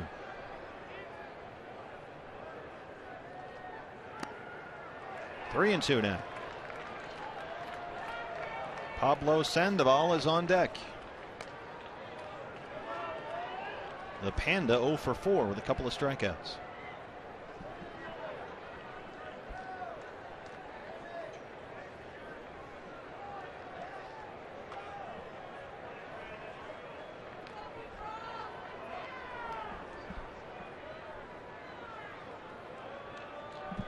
Crawford doesn't strike out a lot. I got to believe Pagan's running on this pitch. There he goes.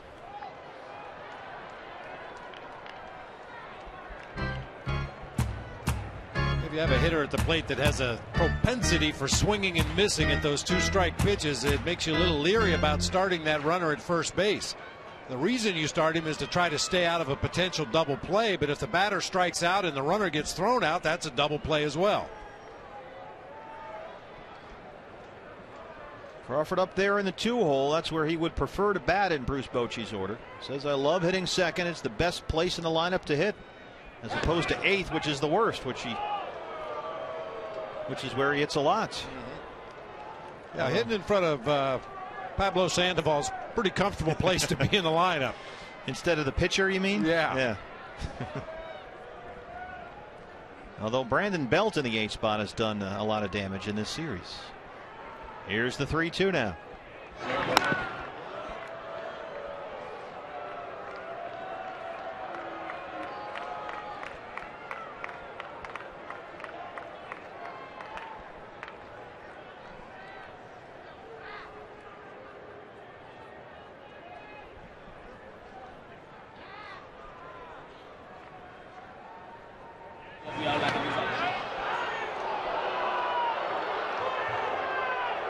Mike Machlinski's the first base umpire. He's getting a workout over there, as is Pagan.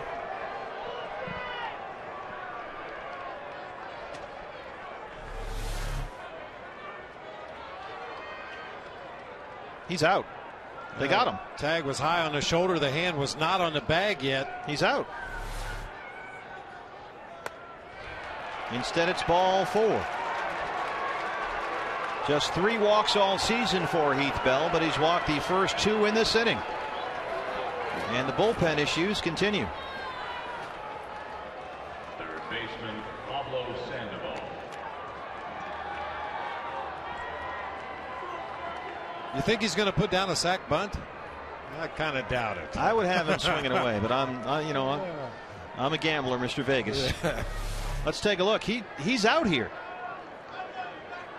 Back of the shoulder, hand's not there.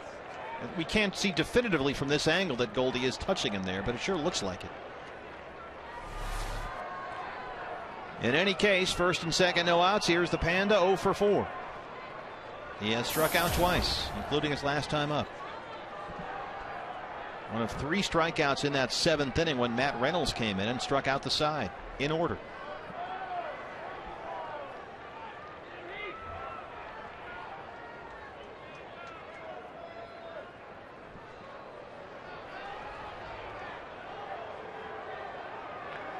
How about that? Runners in scoring position in this ballpark since 2008. He's nearly a .500 hitter.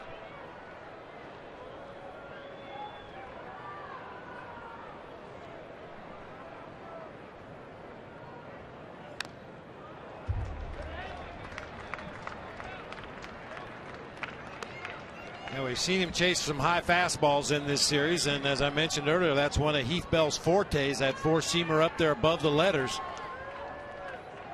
See if he goes to it here in this sequence.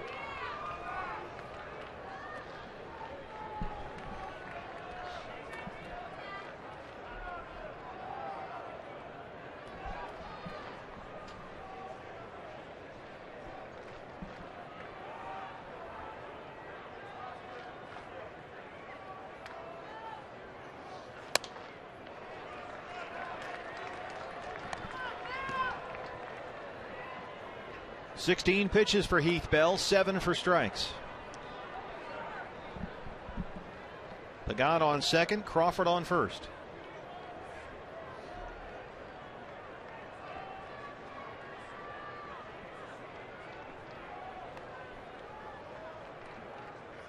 The gap in right center. That one is hit well. It's off the wall. Pollock plays the carom. They wave Pagan. Crawford stops at third. RBI double for Pablo Sandoval. And it's an 8-6 Giants lead.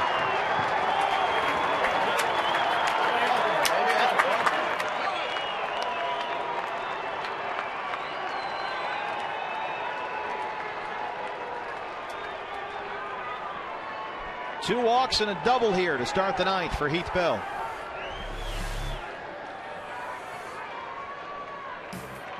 We've seen him chase up throughout this series. That pitch just above the knees on the inside part of the plate. He rarely misses pitches in the strike zone. Bangs that one off the wall just to the right of straightaway center. Giants tack on another one. So it's 8-6 now. 10 hits for the Giants, 14 for the Diamondbacks. Charles Nagy has had his say. And with runners on second and third, still no one out. Heath Bell will work to the reigning National League MVP, Buster Posey, who was 0 for 4 here.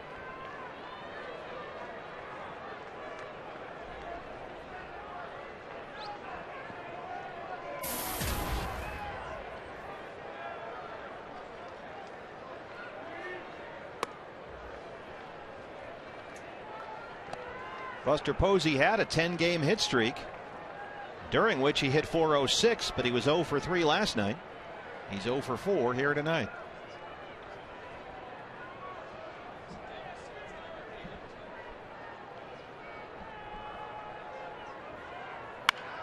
Center field, A.J. Pollock. What a grab! Crawford tags and scores. Panda to third.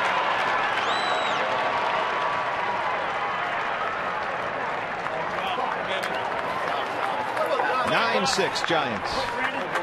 A.J. Pollock saved at least one there. No question about it. That ball looked like it was headed for the gap. Pollock closed ground quickly, sticks that glove up there at the last instant. Took a long time to break his momentum once he did catch that ball. In the meantime, Crawford tags and scores. Sandoval moves up to third. So both of the leadoff walks here in the inning have scored. 9-6 Giants. And here's Hunter Pence. He has doubled and homered.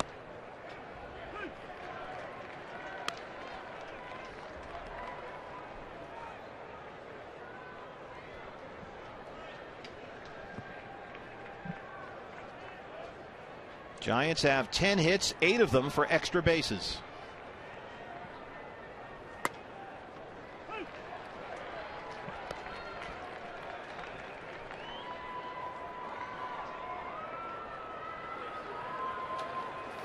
Two of those from Hunter Pence, who doubled in the second, homered in the sixth, also walked, stole a base, and scored in the eighth.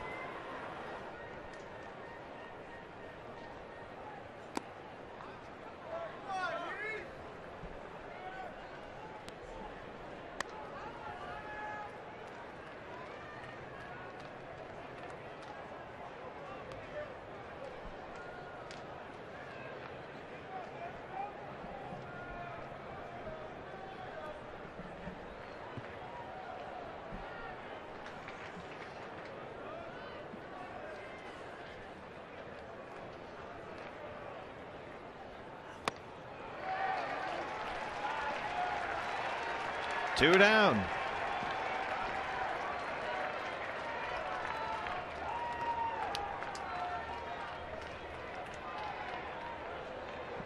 Kirk Gibson to the mound. Nick Noonan is the scheduled hitter. Noonan, a left-hand hitter. Tony Sipp was up and throwing in the bullpen earlier. And it will indeed be Tony Sipp. Pitching change in the ninth. We take a break here from Chase.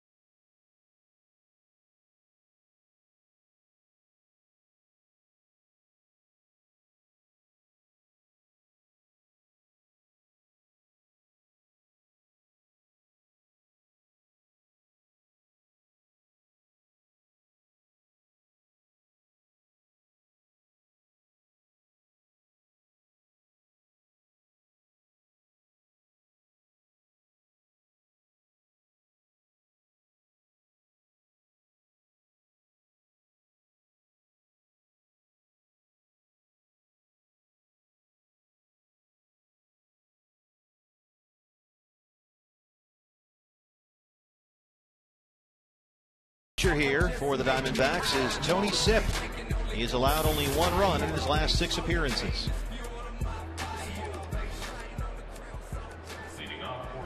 Matt Reynolds came in to start the 7th and struck out the side in order. David Hernandez walked 2 in the 8th, then gave up a 3-run home run to Brandon Belt that gave the Giants a 7-6 lead. They've tacked on 2 more here in the 9th. 2 walks in the 8th by Hernandez, both scored. 2 walks in the 9th by Bell, both scored. And here's Nick Noonan.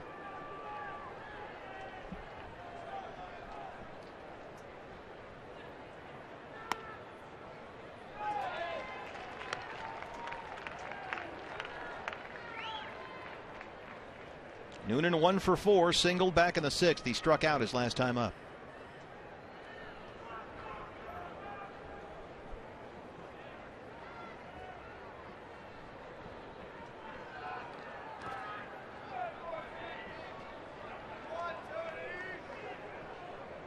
Run saved right there by Miguel Montero, blocking a pitch in the dirt.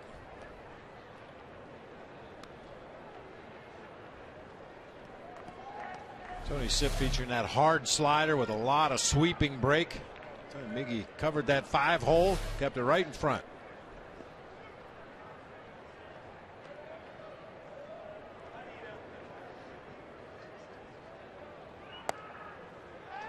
One and 2.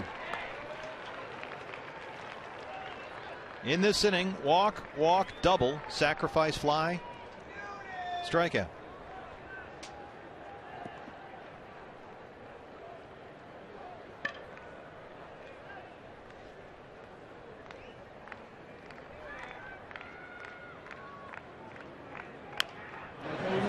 Chopper up the first base line. Paul Goldschmidt is there, and the Diamondbacks are out of the 9th. Coming up, the 2, 3, and 4 men in the Diamondbacks order: Prado, Goldschmidt, and Kubel, bottom 9 here at Chase.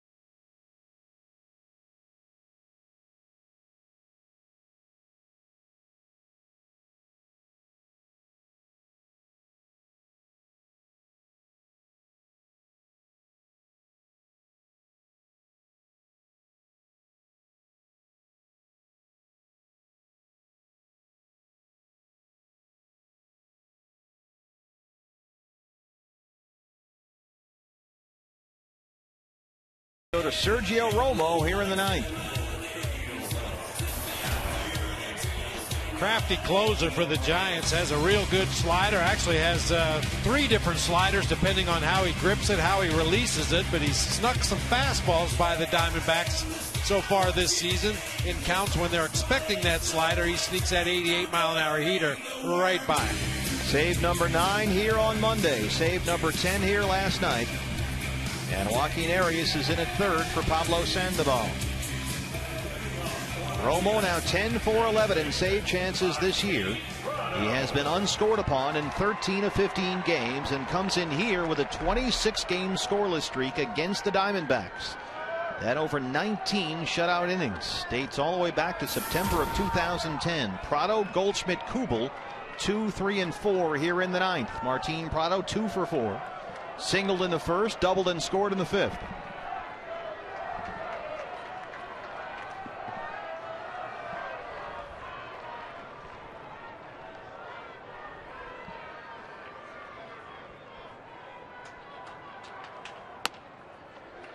Oh, 1.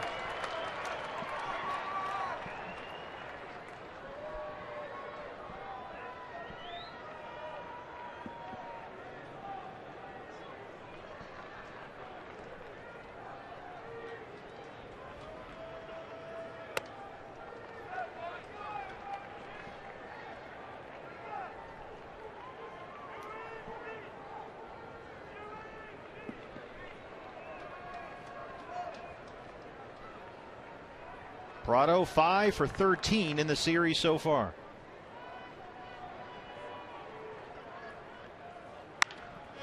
Second base, Noonan is there.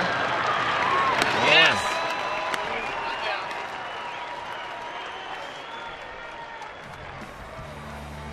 First baseman, Goldschmidt.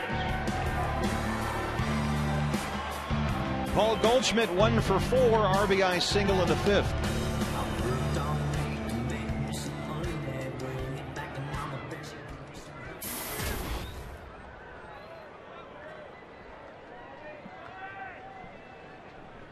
Goldie 1 for 10 in the series.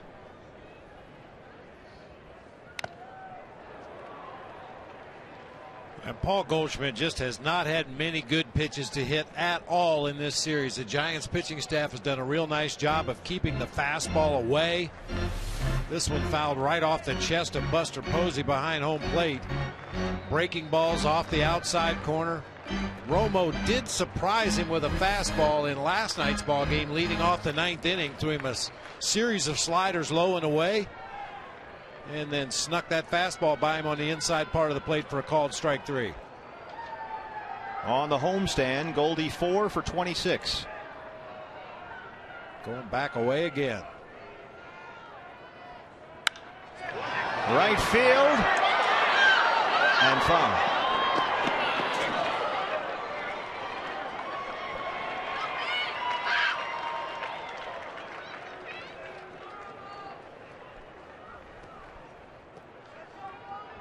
That one got way up there in the lights.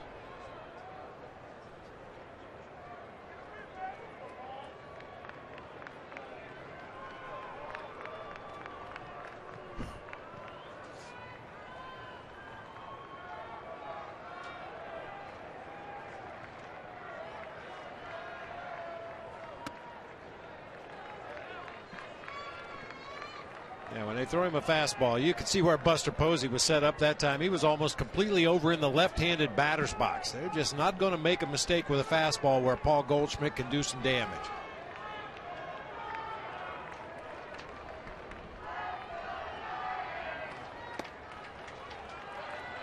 Two and two now.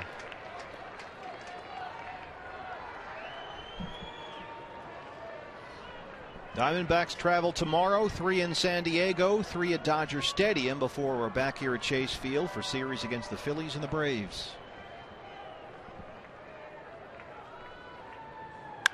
Base hit. Goldie 2 for 5. Well, that's why they don't come in with a fastball very often on Paul Goldschmidt. They thought they had him set up. Every pitch in the at-bat had been away, away, away, away. They tried to sneak that fastball inside. Goldie's all over it. think that's the same pitch that Romo struck him out on looking in his last at bat last night.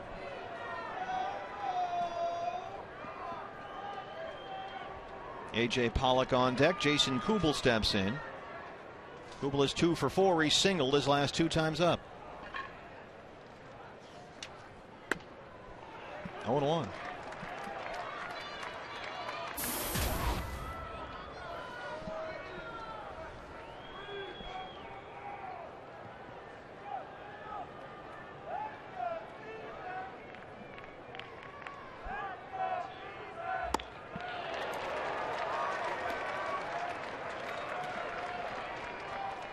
That frisbee slider from Sergio Romo.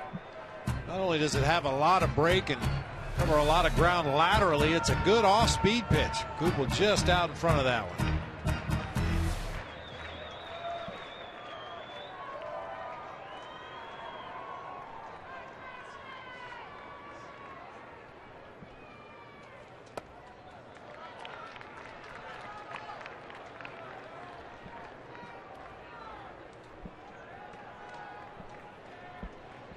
Jason 3 for 10 with a home run and a walk since coming off the DL.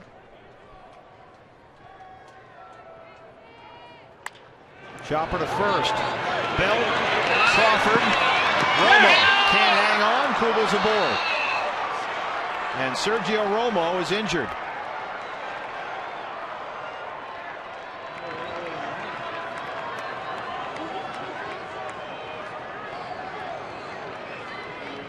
Trying to wave off the trainer over there, trying to cover first base, find the bag, find the throw. It had to be scary for the Giants the way he went down over there at first base.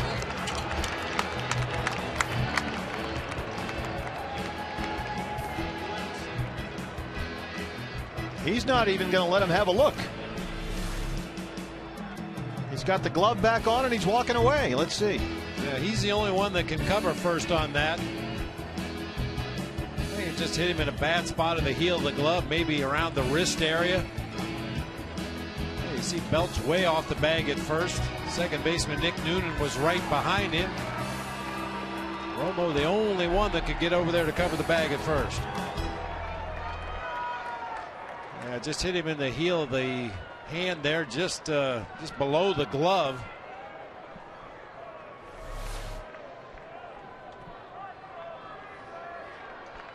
So Kubel's on first with 2 outs. Here's A.J. Pollock. A.J. is 2 for 4. He has singled twice and scored twice.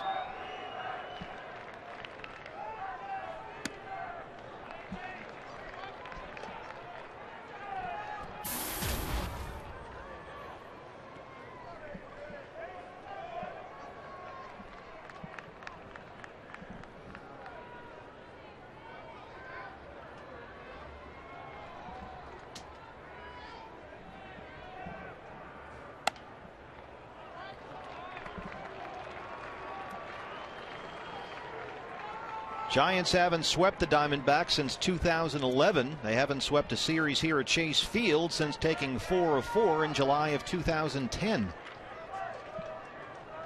They came in here dragging with them a 5-game losing streak, but they're 1 out away from sweeping. 2-1.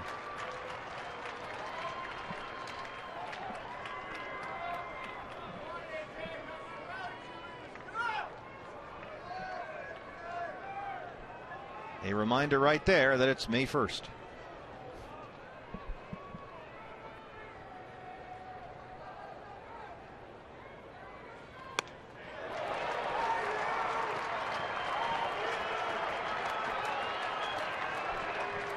Frisbee slider once again. You can be sure you're going to get at least 2 or 3 of these every plate appearance against Sergio Romo, especially the right-handed hitters.